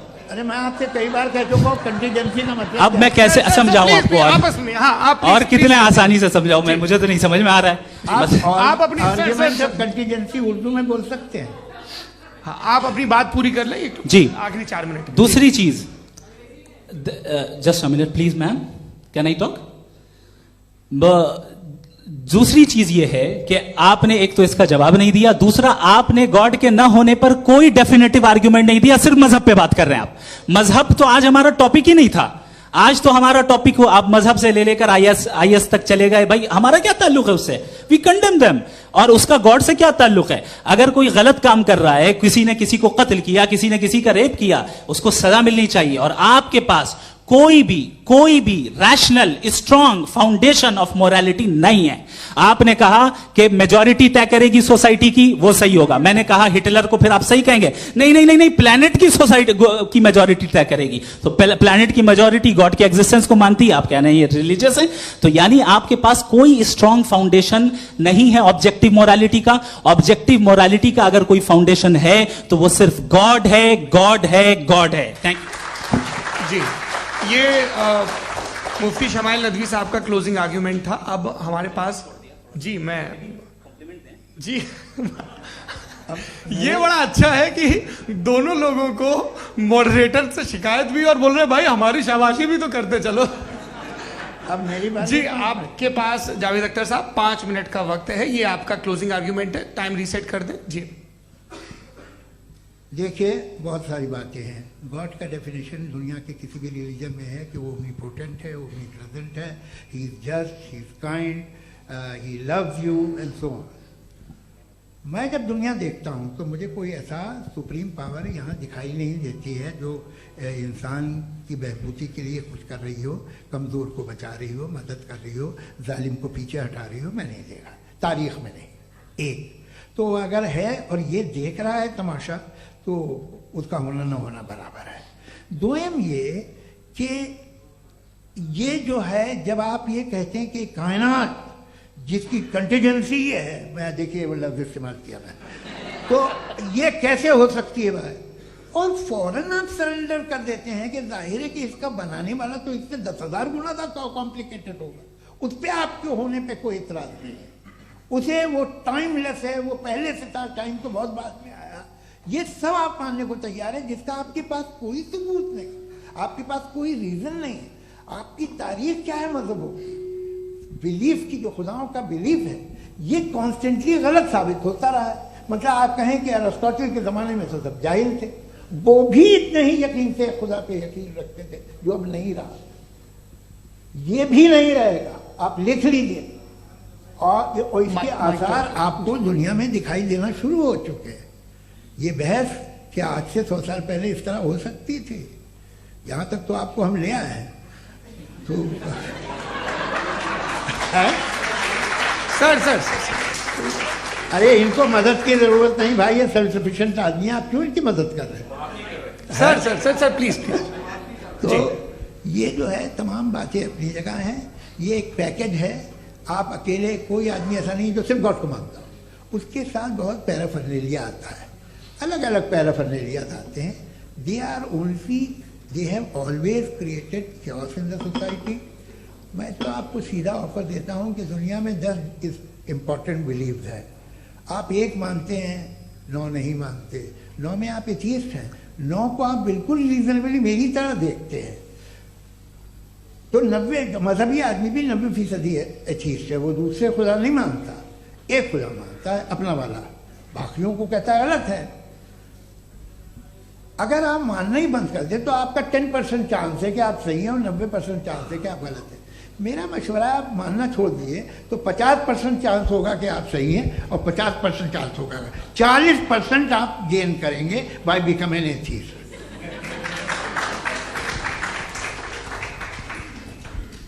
ये एक फरसूदा ख्याल है ये खत्म हो रहा है। हो सकता है मेरी ज़िंदगी में ना हो, लेकिन ये हो जाएगा। जो बातें ये इनको आप मेटाफिजिकल ये वो ऐसे रिस्पेक्टेबल टर्म दे दिए, ये तो उन लोग के हैं जिन्हें ना फिजिक्स मालूम थी ना मेटा मालूम था, ये उन्होंने आपको दिए हैं। जी बहुत शुक्रिया आप दोनों लोगों का। और अब इस बातचीत का आखिरी राउंड शुरू होगा, डज गॉड एग्जिस्ट की ये बहस मुफ्ती शमाइल नदवी और जावेद अख्तर साहब के बीच। आप लोग अपने अपने हाथ ऊपर करेंगे, मैं यहां से तय करूंगा। और माइक हमारे पास है क्या? एक ही माइक है ऑडियंस के लिए? 2 माइक है, एक इस तरफ एक इस तरफ, ठीक है। तो जी सबसे पहले हमारी सहयोगी है मारिया शकील जी, पूछिए सवाल। थोड़ा सा रुकेंगे ताकि कैमरे का फ्रेम आप पर आ जाए, आपकी तो प्रैक्टिस है टीवी की। जी नदवी साहब, मैं खुदा को मानती हूँ, पहले मैं इसी प्रमाइस से शुरू कर रही हूँ और ये बता रही हूँ आपको, मैं मानती हूँ। लेकिन कुछ सवाल हैं जो जावेद साहब ने उठाया, उसका जवाब आपको देना चाहिए। पहला सवाल ये कि गजा में सालों से छोटे बच्चे मर रहे हैं, वो उनको अगर खुदा मर्सीफुल है, हम मानते हैं कि अल्लाह ताला में बहुत ताकत है, तो वो बच्चे क्यों मर रहे हैं? दूसरी बात ये कि अगर कंटिजेंसी की जो आप बात करते हैं, पूरे मुस्लिम ममालिक मिल करके भी उन गजा के बच्चों को क्यों नहीं बचा पा रहे हैं? क्योंकि अगर वो चाहते, क्योंकि अल्लाह ताला उन पर हुकूमत करते हैं, सब पर हुकूमत करते हैं, तो वो उनको क्यों नहीं बचा? जी थैंक यू वेरी मच। बहुत अच्छा किया आपने इस चीज को जिक्र कर दिया, मैं इसको और अच्छे से एक्सप्लेन करने की कोशिश करता हूं। देखें, जहां तक आपने कहा कि गजा के बच्चों को मारा जा रहा है, देखिए 2 वर्ल्ड व्यू है, एक एथिस्टिक वर्ल्ड व्यू, एक थीस्टिक वर्ल्ड व्यू है। बच्चे मर रहे हैं दोनों वर्ल्ड व्यू में, लेकिन हमारा वर्ल्ड व्यू कह रहा है कि रिकॉम्पेंस है, ये कह रहे हैं कि उनका मरना बेकार जाने वाला है, कोई उसका रिकॉम्पेंस नहीं है, चूंकि इनके यहां आखिरत और अल्लाह का कोई तसव्वुर या गॉड का कोई तसव्वुर नहीं है। आपने ये सवाल किया कि गॉड मर्सीफुल है, क्यों नहीं रोकता? ये मैंने बताया कि ये मिसकंसेप्शन है लोगों के दरमियान कि गॉड को सिर्फ मर्सीफुल और ओमनीपोटेंट समझते हैं। गॉड के सिर्फ यही 2 एट्रीब्यूट्स नहीं है, गॉड के कई सारे एट्रीब्यूट्स हैं, उनमें से अल हकीम भी है, उनमें से ऑल वाइज भी है, ऑल नोइंग भी है। लिहाजा अगर इस दुनिया में किसी को तकलीफ आ रही है और गॉड उसको नहीं रोक रहा है, वो इसलिए नहीं रोक रहा है चूंकि इंसानों को फ्री विल दिया गया है। ठीक इसी तरीके से अगर एक डॉक्टर किसी छोटे बच्चे को इंजेक्शन लगा रहा है, उसे तकलीफ पहुंच रही है, उसके लिमिटेड पर्सपेक्टिव के एतबार से यह गलत हो रहा है और डॉक्टर बुरा है। लेकिन जब आप ब्रॉडर पिक्चर को देखेंगी, आपके और हमारे पास सिर्फ एक पिक्सल है, हमें इतना नजर आ रहा है कि गजा में कत्ल हो रहा है, लेकिन इसके पीछे कितना रिकॉम्पेंस उनको मिलने वाला है, पूरा पिक्चर गॉड के पास है। तो एक पिक्सल से आप पूरे पिक्चर को कभी भी जज नहीं कर सकती। आप इसमें कुछ जोड़ना चाहेंगे? आपको कुछ बोलना है इसमें? भैया आपने बहुत अच्छा जस्टिफिकेशन दिया। या आप वो जो वहाँ के प्राइम मिनिस्टर इजराइल के उन्हें भेजिए, वो बहुत खुश होंगे। आप जस्टिफिकेशन दे देना कि अगर गॉड नहीं है तो बच्चे क्यों मर रहे हैं, आप बताएं। वो ये सवाल पूछ रहे हैं कि अगर आप ईश्वर का अस्तित्व नहीं मानते हैं तो उन बच्चों की मौत को आप कैसे इंटरप्रेट करते हैं? भाई ये दुनिया जो है, जो ताकतवर लोग होते हैं वो एक नाइंसाफी करते हैं। तो ये अच्छा काम है आपके नजदीक, तो नेचर नाइंसाफी पे मबनी है। अरे मेरे भाई, आप नेचर की कहाँ बात कर रहे हैं, तो इंसान की बात। तो फिर जब मैं इंसान की बात कर रहा था, आप नेचर की बात करने लग गए। क्रॉस एग्जामिनेशन नहीं। हाँ, अब आप मुझे बोलने नहीं देंगे तो अलग बात है, आप बोलिए, मैं मुझे कोई जी नहीं, ये क्रॉस एग्जामिनेशन तो लेने दीजिए जी। बोलिए क्या बात ये है कि ह्यूमन सोसाइटी तभी साथ में रह सकती है जब वो मोहब्बत से, एकता से, एक दूसरे के एहतराम करके रहे। इसके अलावा पॉसिबल नहीं है, अकेले तो इंसान रह नहीं सकता। वहाँ पर कुछ लोग हैं जो फाउल करते हैं, वो फाउल हम हमेशा से तारीख में होता आया है। आज ये हो रहा है, जो हो रहा है बहुत बुरा हो रहा है, बहुत जालिमाना है, बहुत जाबराना है। उसको आप कहें कि ये बच्चों को कॉम्पनसेशन मिल जाएगा या इसकी इंजेक्शन है, इंजेक्शन तो हेल्थ के लिए दिया जाता है। आप ये कह रहे हैं कि ये बच्चों की जो धज्जियां उड़ रही हैं ये इंजेक्शन है, ये टेस्ट है, ये टेस्ट है, और उस टेस्ट में उनको ऐसा रिकॉम्पेंस मिलेगा जो आपके तस्वुर के बाहर है। ये आप 3 बरस के बच्चे को बारूद से उड़ा के टेस्ट ले रहे हैं। वाह, वो नहीं ले रहा है, खुदा नहीं उड़ा रहा है, इजराइल उड़ा रहा है जी। ये तो उसको कंडेम करें। अगला सवाल लेते हैं प्रोफेसर पुरुषोत्तम अग्रवाल। मुफ्ती साहब, एक निवेदन आपसे है कि कम से कम थोड़ा सा माइक क्लोज एक रिलीजियस और फिलोसफिकल कर मैम प्लीज। एक रिलीजियस और फिलोसफिकल ट्रेडिशन है जो ब्रह्मांड को यानी यूनिवर्स को ही अंतिम मानती है। सर्वम खलु इदम ब्रह्मम, this is Chandogya Upanishad, and it completely rules out the existence और नेसेसिटी, आपके शब्दों में necessity of a creator. The creation itself is the creator. तो एक मिनट प्लीज। दूसरा जो सवाल आपने अभी जो आप बार बार कह रहे हैं कि भगवान विद्वान भी है, वाइज, सब जानने वाला, तो अगर विजडम में दुनिया भर के पापों और अत्याचारों को बर्दाश्त करना शामिल है, तो फिर इसका मतलब यह हुआ कि अगर मैं फ्री विल से उसको अपोज करता हूं तो ईश्वर की विजडम और मेरी फ्री विल में कॉन्ट्राडिक्शन है। Because when I am opposing whatever is happening in Gaza, then I am opposing the God's will और गॉड्स विजडम। जवाब लेते हैं तो गॉड की विजडम में, एक मिनट सर प्लीज सर, ये एक जुमला, गॉड की विजडम है कि गाजा में जो कुछ हो रहा है वो हो रहा है, मैं उसका अपोज कर रहा हूं, तो मैं गॉड की विजडम के खिलाफ जा रहा हूं। एक सवाल। दूसरा ये नहीं आपने दो ऑलरेडी सर आप और सवाल कर लें, लेकिन मुझे दो जवाब दे। पहले आपने ये सर, कहा, सुनिए मेरी बात सुनिए। इजराइल के गॉड के मुताबिक तो ठीक हो रहा है ना? नहीं हो रहा है, सीख नहीं हो रहा है, मैं बता रहा हूं क्या हो रहा है। आप तशरीफ रखिए, मैं बता रहा हूं क्या हो रहा है। Let me complete please. एक सेकंड गाइस, एक सेकंड। ये देखिए, ऐसा है कि ये सब बड़ा आपस में विचार विमर्श के बाद ये तय हुआ था कि कुछ नियम बना लिए जाएं ताकि एक टाइम बाउंड बातचीत चले। और भाई साहब, आप बड़ा जरूरी काम कर रहे हैं, लेकिन कैमरे के फ्रेम में आके उस काम को गड़बड़ कर दे रहे हैं। ठीक है गुरु, अब मेरे को कहीं का गुस्सा कहीं निकालना था, सॉरी। नहीं, कोई गुस्सा नहीं है जी। तो प्रोफेसर ने सवाल पूछे, आप उनके जवाब दें, और थोड़ा ये सब लोग थोड़ा ख्याल रखें भाई, सवाल संक्षिप्त रखें जी। आपने दो सवाल किया। सबसे पहला ये कहा कि हमारे पास ये कॉन्सेप्ट है कि ये यूनिवर्स खुद नेसेसरी बीइंग है, creation itself is the creator. How irrational is this कि मैं एग्जिस्ट करूंगा बाद में, लेकिन अभी एग्जिस्ट कर भी रहा हूं, यानी एक ही टाइम में एग्जिस्ट भी कर रहे हैं, नहीं भी कर रहे हैं। This is not true. दूसरी चीज, आपने कहा कि अगर इजराइल में, सॉरी माफ कीजिएगा, Israel doesn't exist, occupied Palestine में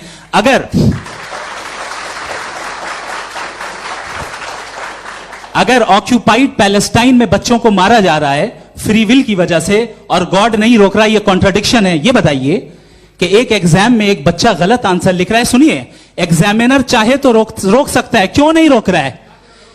ये कॉन्ट्राडिक्शन है या कॉन्ट्राडिक्शन नहीं है? माइक नहीं सर, ये आपस में ये क्या आपका सवाल? माइक दीजिए। फ्री विल दिया गया है टेस्ट के लिए, अकाउंटेबिलिटी के लिए। अगर फ्री विल नहीं होता तो आप कहते हैं हमें रोबोट बना दिया गया। नॉट मिसरिप्रेजेंट माय पोजीशन, आपकी जो भी पोजीशन, मैं अपनी फ्री विल के नाते, अपने ह्यूमन विजडम के नाते गाजा में हो रही अत्याचार का विरोध करता हूं। बिल्कुल करना चाहिए। आपके हिसाब से मैं गॉड की विजडम का विरोध कर रहा हूं? बिल्कुल नहीं, जो हो रहा है गॉड की, बिल्कुल भी नहीं, बिल्कुल भी नहीं।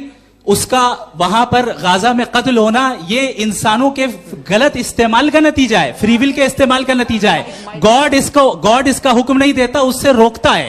यही तो मसला है ना, आपके लिए कॉन्सेप्ट क्लियर नहीं भाई, आपने तो बताया था इंजेक्शन लगाने से बच्चे को तकलीफ होती है, ये इंजेक्शन लगा। सर आप ऐसे रेटोरिक स्टेटमेंट दें तब तो कोई मसला नहीं समझते रहेंगे। This is a rhetoric statement, this is not a logical argument sir. I am sorry. आखिरी 30 मिनट बड़े मुश्किल होने वाले हैं जी। मुफ्ती साहब आगे बैठे हैं, इनको माइक दीजिए। हाँ तरुण, माइक आप अपने पास रखिए, आपको कैमरे का फ्रेम पता है जी।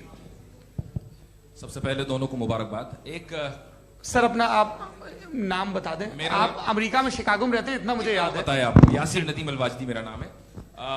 जावेद सर, आपसे एक क्वेश्चन है इन्फिनिट रिग्रेस के ताल्लुक से। एक हाइपोथेटिकल सिनेरियो है, मसलन अगर आप सर माइक थोड़ा सा प्लीज क्लोज रखिए जी। अगर आप शायर इसलिए हैं कि आपके कोई उस्ताद शायर थे, और वो इसलिए शायर थे कि उनके कोई उस्ताद शायर थे, और इसी तरीके से हम माजी में पीछे चलते चलते चले जाएं और कहीं ना रुके, तो माफ कीजिएगा आप कभी शायर नहीं हो सकते। लेकिन आप शायर हैं, आपका शायर एग्जिस्ट करता है, इसका मतलब यह है कि आप कहीं ना कहीं रुके हैं। तो मेरा सवाल यह है कि क्या आप इन्फिनिट रिग्रेस ऑफ कॉजेस को लॉजिकल फैलेसी मानते हैं या नहीं मानते? हाँ या ना? मैं इन्हें लॉजिकल फैलेसी नहीं मानता हूं, लेकिन मेरा प्रॉब्लम यह है कि जब मैं नहीं मानता हूं तो I will continue with this logic जो फैलेसी नहीं हो। आप एक जगह रुक जाते हैं, जाके आप कहते हैं ये गेंद कैसे बनी, ये जजीरा कैसे बना, ये समंदर कैसे बना, ये ज़मीन कैसे बनी, और अचानक गॉड पे जाके आपको ब्रेक लग जाता है। एक बार आप सवाल नहीं करते कि भाई इनको बनाने वाला तो इनसे भी कॉम्प्लिकेटेड होगा, वो कैसे बना, उसके बारे में आपने इत्मीनान कर लिया, वो हमेशा से है। तो अगर आप उसे हमेशा से मानते हैं तो फिर ये मान लीजिए कि कायनात हमेशा से है, क्या तकलीफ है? हम वजूद में नहीं आते जी हैं? हम मौजूद नहीं। अच्छा सर क्यों नहीं हो मैं सकते? बताऊं प्लीज प्लीज। जैसे मैंने मिसाल दी आपके शेर, आपका शेर कभी वजूद में ना आता अगर शायर इसी तरह चलते रहते हमेशा। जी माइक मेरे ख्याल से एक सेकंड। इन्फिनिट रिग्रेस का कॉन्सेप्ट क्लियर नहीं हो जी। पाया, ऐसा रहने दें, लेट्स मूव ऑन सर। ठीक है। हाँ थोड़ा सा मॉडरेटर का भी ख्याल रखें। नहीं आपने तो रखा है, आपने रखा है। यहाँ पे गौहर रजा साहब हैं, वो भी एक सवाल पूछना चाहते हैं। माइक नीचे से ऑन कर दिए, नीचे। पहले तो ये कह दूं कि मैं उन बच्चों से शर्मिंदा हूं जिनको गजा में कत्ल किया गया, क्योंकि हमारे होते हुए कत्ल किया गया। लेकिन उससे ज्यादा शर्मिंदगी इस बात से हुई कि मुझे लगा कि मुफ्ती साहब उसको जस्टिफाई कर रहे हैं। बिल्कुल भी नहीं, आप बहुत ही गलत। मुझे लगा मैं गलत हो सकता हूं, बिल्कुल गलत। मैं सवाल पूछ रहा हूं, सवाल मैं सवाल पूछ रहा हूं। मैं जावेद भाई से डिसएग्री करता हूं। एक सेकंड देखिए, अगर देखिए ऐसा एक सेकंड आप सर वेट अरे आप कुछ मेरे पहले मुझे अपनी बात कह लेने दीजिए। अगर ऑडियंस तय करेगी तो फिर मॉडरेटर का मतलब नहीं। मेरा आप सबसे ये कहना है, ये बहस दो लोगों के बीच में है, एक तरफ मुफ्ती साहब, एक तरफ जावेद साहब। पिछले 1.5 घंटे से ये लोग अपने अपने तर्क रख रहे हैं। आपकी इनसे इत्तेफाकी हो सकती है, ना इत्तेफाकी हो सकती है। मेरे उस्ताद मुझे सिखा गए हैं कि मुखामुखम में असहमति की गुंजाइश बची रहनी चाहिए। अगर मैं आपकी बहुत इज्जत करता हूं गौहर साहब, आपने जो कमाल की किताबें लिखी, साइंटिफिक टेम्परामेंट, लेकिन मेरी ये गुजारिश है आप सबसे कि यदि आप इन लोगों ने जो बोला उन पर टिप्पणियां करेंगे तो ना वक्त की पाबंदी रहेगी, ना वो अनुशासन। आप सवाल पूछ लें, उस सवाल में जो बात आ जाए वो आ जाए। मैं जावेद साहब से डिसएग्री करता हूं, इसलिए जावेद साहब से सवाल पूछ रहा हूं। आपका सवाल जावेद अख्तर साहब से। और सवाल यह है मेरा कि जावेद साहब ने कई बार लॉजिक का इस्तेमाल किया कि साइंस में लॉजिक है और रिलीजन में लॉजिक नहीं है। मेरा ख्याल यह है कि रिलीजन में भी लॉजिक है, लेकिन उस लॉजिक की बेसिस यह है कि आप रुक जाते हैं, जिसका जिक्र जावेद साहब ने बार बार किया, यानी खुदा के तसव्वुर पे आते हुए, गॉड के तसव्वुर पे आते हुए रुक जाते हैं। और इसमें सवाल पूछना मतलब फॉरबिडन होता है। सवाल यह है कि क्या जावेद साहब इससे एग्री करते हैं कि साइंस की लॉजिक अलग है और रिलीजन की लॉजिक अलग है? बताइए सर। देखिए 3 चीजें हैं, साइंस है, एक है मंतिक है, इस्तिदलाल है, और एक जो है कुछ भी नहीं है, फेथ है, अकीदा है। मैं अकीदे की लॉजिक का कायल नहीं हूँ। मुझे आप इस्तिदलाल से, लॉजिक से, रीज़न से समझाइए, मैं मानने को तैयार हूँ, मेरा क्या नुकसान होगा। लेकिन ये कि अकीदे पे मैं नहीं जा सकता हूँ। अकीदे का मतलब है कि तुम ये मान लो, सवाल ना करो, ये नहीं। आप सारी बातें करके, बड़ी साइंटिफिक बातें करके एक जगह जाके खुदा के हुदूद पे रुक जाते हैं, सरेंडर कर देते हैं। मैं सरेंडर करने को तैयार नहीं। That's all. जी ये आगे सर बैठे हुए हैं, इनको माइक दीजिए। भाई वो आप पूछना चाह रहे थे ना भाई? हाँ नहीं मैं ये थैंक यू जी। आपका नाम? आसिम इफ्तिखार। आसिम जी, पूछिए। सर जावेद सर से सवाल है कि आपने अपने क्लोजिंग माइक थोड़ा करीब है। अपने क्लोजिंग स्टेटमेंट में बात कही थी कि मजहब का जो फ्यूचर है वो ज़्यादा दिन नहीं जाने वाला है, लेकिन मैं देख पा रहा हूँ कि जो ऑक्सफोर्ड यूनिवर्सिटी की एक स्टडी है 2011 में हुई है, जिसके 50 एकेडमिशियंस ने इसको अंजाम दिया था, उसमें वो ये कहते हैं कि जो फेथ इन गॉड है वो इनबिल्ट है ह्यूमन नेचर के अंदर, जिसको हम कहते हैं फितरत के अंदर शामिल है वो। और वो ये कहते हैं कि अगर कोई ये समझता है कि मजहब को वो ख़त्म कर देगा तो ये उसकी गलत फहमी है। तो आप इसके बारे में, इस स्टडीज के बारे में क्या कहते हैं? ठीक है, मैं उनसे एग्री नहीं करता हूँ। वो कौन से प्रोफेसर होंगे? ऐसा उनके क्या पास डेटा है, इन्होंने डेटा के बेस होगा। डेटा क्या हो सकता है? फ्यूचर का डेटा तो नहीं हो सकता ना उनके पास, प्रेजेंट का डेटा हो सकता है। डेटा आपने सुना 100 साल पहले का बाद का डेटा? मैंने तो नहीं सुना आज तक। तो आज उनकी ये राय है और होगी राय, ठीक है, दुनिया में तरह तरह की राय है लोग, लेकिन मैं समझता हूँ कि वक्त के साथ इंसान ज़्यादा से ज़्यादा रीजनेबल और लॉजिकल होता जा रहा है। आज आप देखिए वेस्टर्न यूरोप में क्या परसेंटेज है नॉन बिलीवर्स की, बहुत हाई, वहाँ चर्च खाली पड़े होते हैं। तो अल्टीमेटली तो इंसान कोई ऐसी बात बहुत अरसे तक नहीं मान सकेगा, चाहे गलत या सही, जो उसे उसके दिमाग को, उसके जहन को, उसके लॉजिक को अपील न करे। वो कह रहे हैं तो ऑक्सफोर्ड के होंगे तो कैम्ब्रिज के होंगे, तो मुझे क्या लेना देना, उनका डेटा मुस्तकबिल का नहीं हो सकता है। जी दीपक, हाँ पूछिए। मैं आऊंगा अभी, पीछे की साइड भी आऊंगा, माइक वहीं भेजूंगा 2-3 साल के लिए। जी जावेद साहब, आपसे सवाल है। नमस्ते। अरे भाई सर, अगर आप ही लोग तय करना है तो फिर 200 लोग तय कर लें। नहीं sir, please don't do this sir, everybody has a right sir, but we can only take selected questions. No sir, ये यंग लोग भी हैं तो इनकी ये अब उतने यंग, भाई आप यंग हैं कि नहीं हैं? वो कह रहे हैं वो भी यंग हैं साहब, आप उनकी नौजवानी पर दावा उनको ही करने दें। हाँ मुफ्ती साहब आप यंग, हाँ पूछे।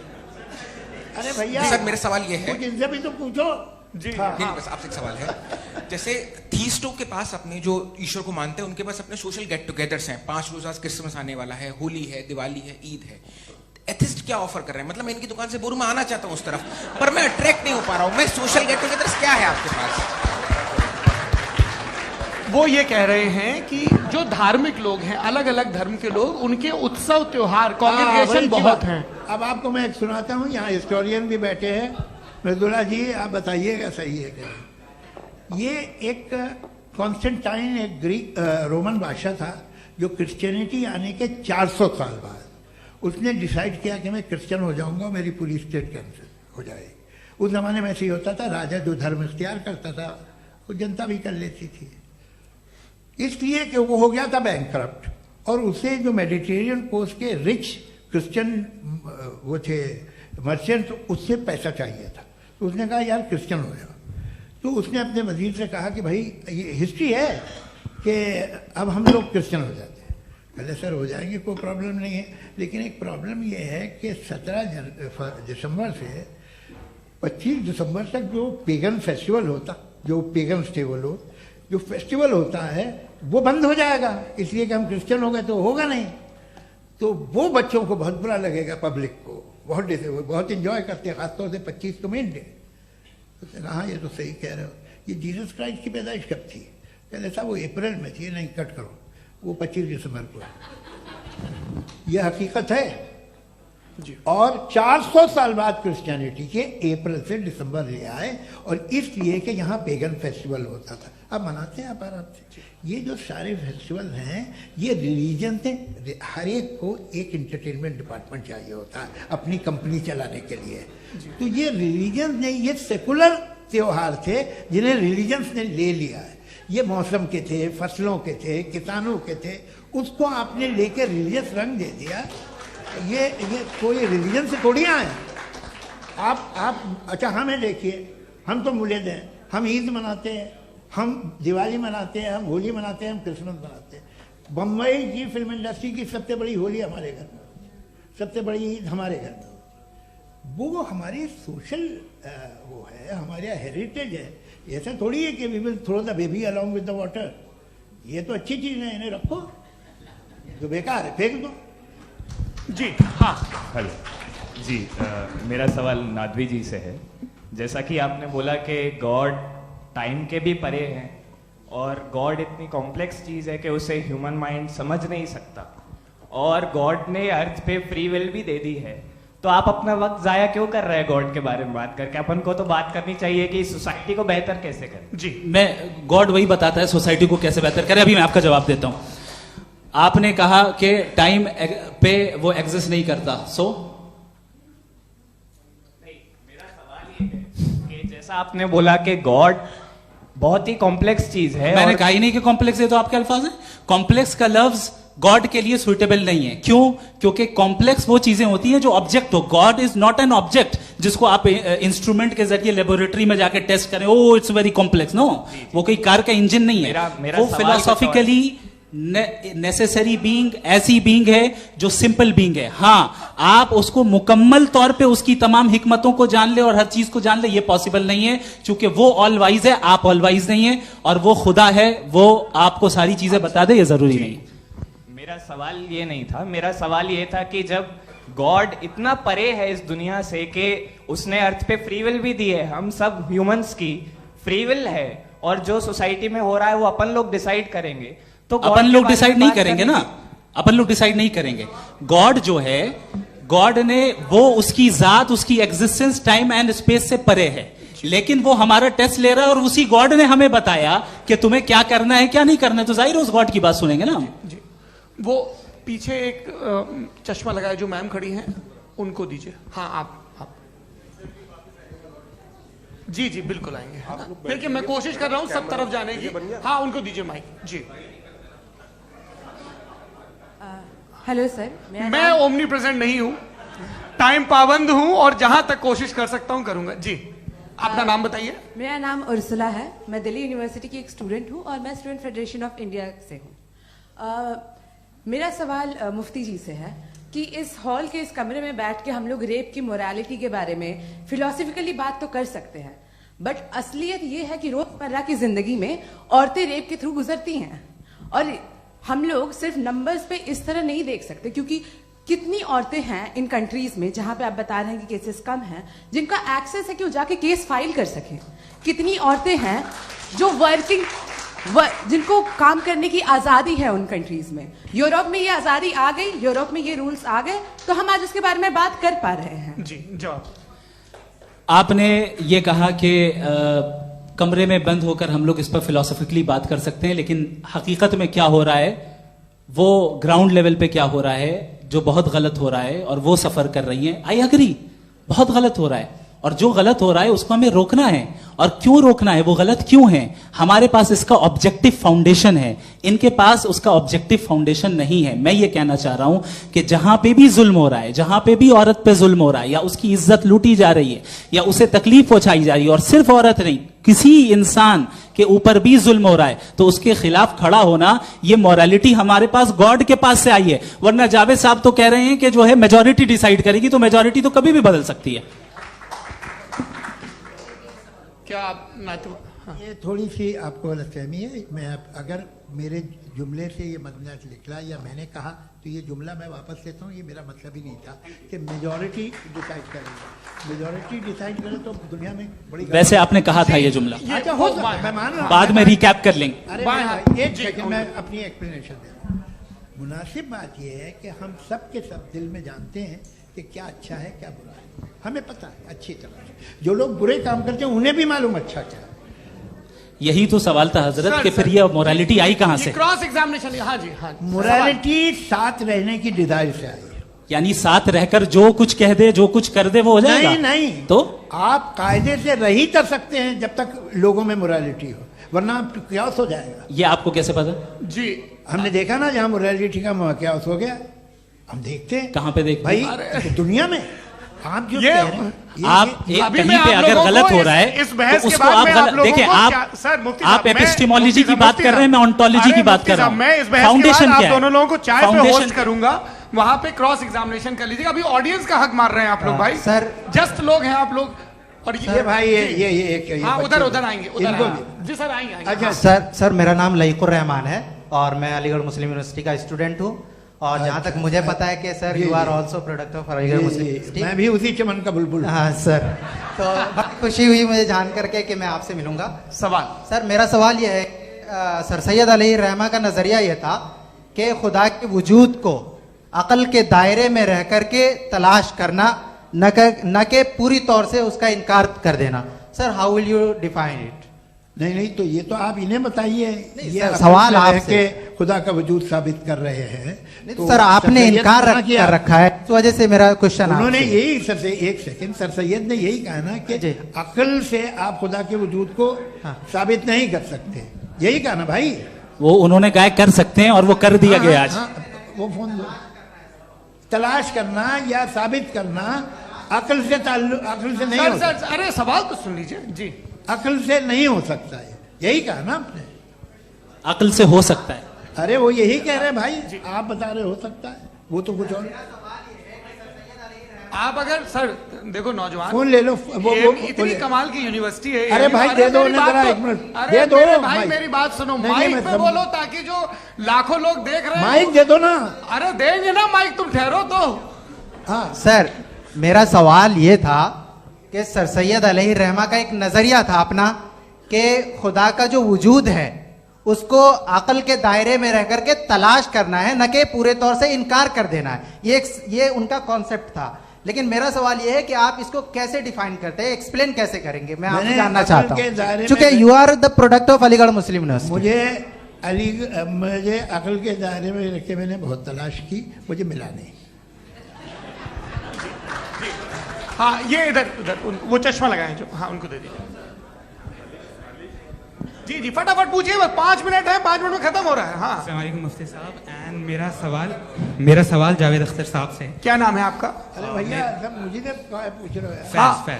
फैज पूछिए फैज साहब। तो मेरा सवाल ये है कि अभी जो एथियस्ट है वो problem of evil argument use कर रहे हैं अगेंस्ट मुस्लिम्स, राइट? कि इस दुनिया में इतना सारा इविल है और अगेंस्ट मुस्लिम तो यहाँ अगेंस्ट थियस्ट। हाँ थोड़ा सा करेक्ट कर लीजिए भाई, पूरी मशक्कत ही इसी बात की थी कि किसी एक मजहब पे बात न टिके। जी, तो बेसिकली ये आर्ग्यूमेंट ऐसा है कि इस दुनिया में इतना ज्यादा ईवल एग्जिस्ट करता है और अगर एक ऑल गुड गॉड है तो वो रोकता क्यों नहीं है? लेकिन इस सवाल में एक हिडन अजम्पशन ये है कि इस दुनिया में ईवल एग्जिस्ट करता है। अब एथियस्ट ये कैसे ऑन्टोलॉजिकली प्रूव कर सकते हैं कि इस दुनिया में ईवल एग्जिस्ट करता है? मैं आपको बताता हूँ, थोड़ा सा समझा। नहीं सर हम लोग इनको सुनिए। नहीं please don't do that. I want to explain ontologically. हम समझ गए सर, इनको अब जवाब देने दीजिए। अच्छा सवाल पूछ लो। मैं अभी तक क्या था वो मैं थोड़ा सा ऐड ऑन कर लेता हूँ। तुम गुरु, तो हम जब इसका राउंड 13 करेंगे ना तब तुमको स्टेज पे बिठाएंगे। जी तो हाँ जल्दी से।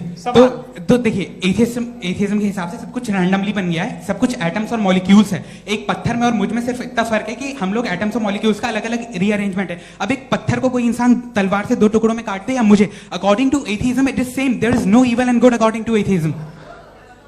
जी अच्छा, फैज साहब का सवाल ये है कि हाँ कोशिश भी करते तो इससे गलत सवाल नहीं कर पाते। एक लाइफ फॉर्म है और लाइफ फॉर्म में फीलिंग्स है, मतलब लाइफ फॉर्म सुनता है, देखता है, टेस्ट कर सकता है, फील कर सकता है। तो उसकी जो ये जो क्वालिटी इस बबल में आ गई है वो जानवर में भी है, इंसान में भी है। तो जाहिर है कि उसे कोई तकलीफ पहुंचेगी, तो चूंकि उसके पास वो सेंसिटिविटी है तो मैं करेगा। पत्थर में वो सेंसिटिविटी नहीं है। तो ये क्या सवाल हुआ कि अगर पत्थर को काटा तो पत्थर को तकलीफ नहीं होती, तो आपको काटे तो आपको क्यों तकलीफ हो? बैठ जाइए। जी हाँ अगला सवाल। हाँ पूछे जी जावेद अख्तर साहब। अरे भैया सब आप लोग मुफ्ती साहब को छोड़ रहे हैं, मेरे ही पीछे पड़े हैं क्या? फिर चलो बोलो भाई। You asked how God can exist when children die in Gaza. Huh? You asked how God can exist when children die in Gaza, and you also mentioned the rise of atheism in Europe. But the same events also are leading many atheists and non-believers to turn towards faith. How do you interpret this contradiction, where suffering pushes some away from God, yet brings others closer to belief? आपको एक बात बताऊं, दुनिया perfect तो कहीं भी नहीं है, हर जगह कुछ खामियां हैं। बेटा एक मिनट आप ही को कहेंगे, देखो वो तो कुछ खामियां, कमजोरियां, खराबियां सब जगह है। लेकिन अगर देखोगे ईमानदारी से कि दुनिया सबसे ज़्यादा महज़ब कहाँ है, एक आम शहरी को कहाँ हुकूक हासिल हैं, वो बोल सकता है, अपनी मर्ज़ी से काम कर सकता है, अपनी मर्ज़ी से राय दे सकता है, हुकूमत के ख़िलाफ़ बोल सकता है, बरसरे इक़्तिदार लोगों के बारे में बोल सकता है, सरमायादारों के ख़िलाफ़ बोल सकता है। तो आपको ये स्कैंडिनेवियन कंट्रीज़ में मिलेगा, वेस्टर्न यूरोप में मिलेगा। मैं नहीं कह रहा वो परफेक्ट है, बिल्कुल नहीं, वहाँ बहुत ख़राबियाँ भी हैं, परफेक्ट तो कोई।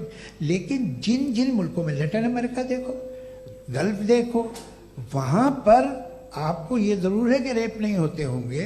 रेप की ज़रूरत क्या है भाई? उसको तो ख़रीद लो, घर में रखो, सड़क पर रेप करने की क्या ज़रूरत है?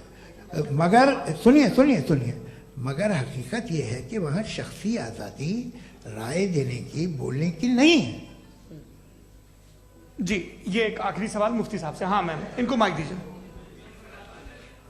शुक्रिया। मेरा नाम मनीषा है, मैं हरियाणा से आई हूँ। मैं मुफ्ती साहब से एक बात पूछना चाहती हूँ। आप बार बार जावेद साहब को कॉन्ट्राडिक्ट तो कर रहे हैं कि आपने ये कहा, लेकिन आप भी अजम्पशंस के बेसिस पे बात कर रहे हैं। आपने खुदा के होने का कौन सा प्रूफ पेश किया है खुदा की एग्जिस्टेंस का? अब इस सवाल को अलग रहने दीजिए, कौन एथीस्ट है कौन नहीं है। और दूसरी बात जो आपने एक छोटी सी कही थी कि ये फ्री विल का इस्तेमाल करता है इंसान अपनी, लेकिन इस फ्री विल का इस्तेमाल में मतलब खुदा ने ये दे दी सबको ये इजाजत कि वो कितना घिनौनापन और कितने ज्यादा खराब से खराब तरीके इस्तेमाल कर सकता है। जवाब सुनते जी। आप फ्री विल को मानती है ना, या अब कहती है कि फ्री विल नहीं है ना? मानती है ना?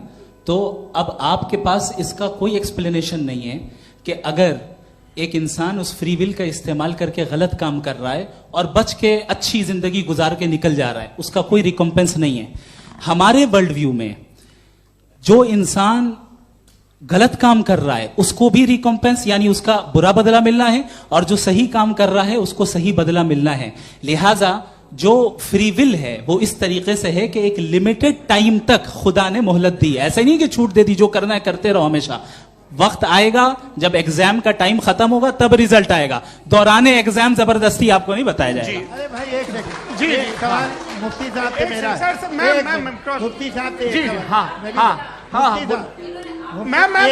सवाल, रुक जाइए। आपसे फोन, आप इसके बाद आपसे बोलिए। मैं मुफ्ती साहब एक ही सवाल करता हूँ कि अगर जो हो रहा है फ्री विल से हो रहा है और एक दिन बरोज़ क़यामत इंसाफ होगा मैशर में वगैरह वगैरह, तो दुआ क्यों मांगते हैं लोग? दुआ मांगते हैं इसके मतलब है अभी भी उसने ये डिपार्टमेंट रखा है कि मैं रोजमर्रा की जिंदगी में बिल्कुल बिल्कुल ही कैन। तो तुम कैन हो, तुम मुझे नौकरी दिला देते हो, मेरे बेटे को ग्रीन कार्ड दिला देते हो, और 45,000 बच्चे मरते उन्हें रोकते नहीं हो। नहीं तो क्या आप ये कह रहे हैं कि इस दुनिया में जालिमों को कभी पकड़ ही नहीं होती है? अरे जो भी पकड़ होगी वो बच्चे रोते हैं। बिल्कुल, देखिए मैंने अपने ओपनिंग स्टेटमेंट में यही कहा था कि जनाब जावेद साहब सिर्फ इमोशनल आर्गुमेंट देंगे। This is an emotional argument. ये छोटे मोटे इसके पीछे का रीजन मैंने बताया क्या है, इसके पीछे का रीजन क्या है मैंने बताया। मंच से आप लोगों को सज्जनों इसलिए कह रहा हूं ताकि थोड़ा सा आपके कॉन्शियंस पे जोर रहे कि आपको ऑर्डर बचा के रखना है। वक्त तय हुआ था, ये वक्त पूरा हुआ, आपने इतने धैर्यपूर्वक सुना, मैं आप सबका बहुत बहुत शुक्रगुजार हूं। यदि इन दोनों विद्वानों की इच्छा होगी तो कभी हम इस बातचीत का राउंड 2, राउंड 3, यही तो देखिए खूबी है इंसान की कि बहस मुबाहसे में वो पड़ा रहता है। आप लोगों ने बड़े धैर्य का परिचय दिया, बहुत बहुत शुक्रिया। इसी के साथ ये बातचीत यहाँ पे समाप्त होती है। मैं एक बात बता दूं, ये सारी बहस हो गई, अब मुफ्ती साहब और बड़े मुफ्ती साहब इन साथ के साथ मैं खाना खाने वाला हूँ।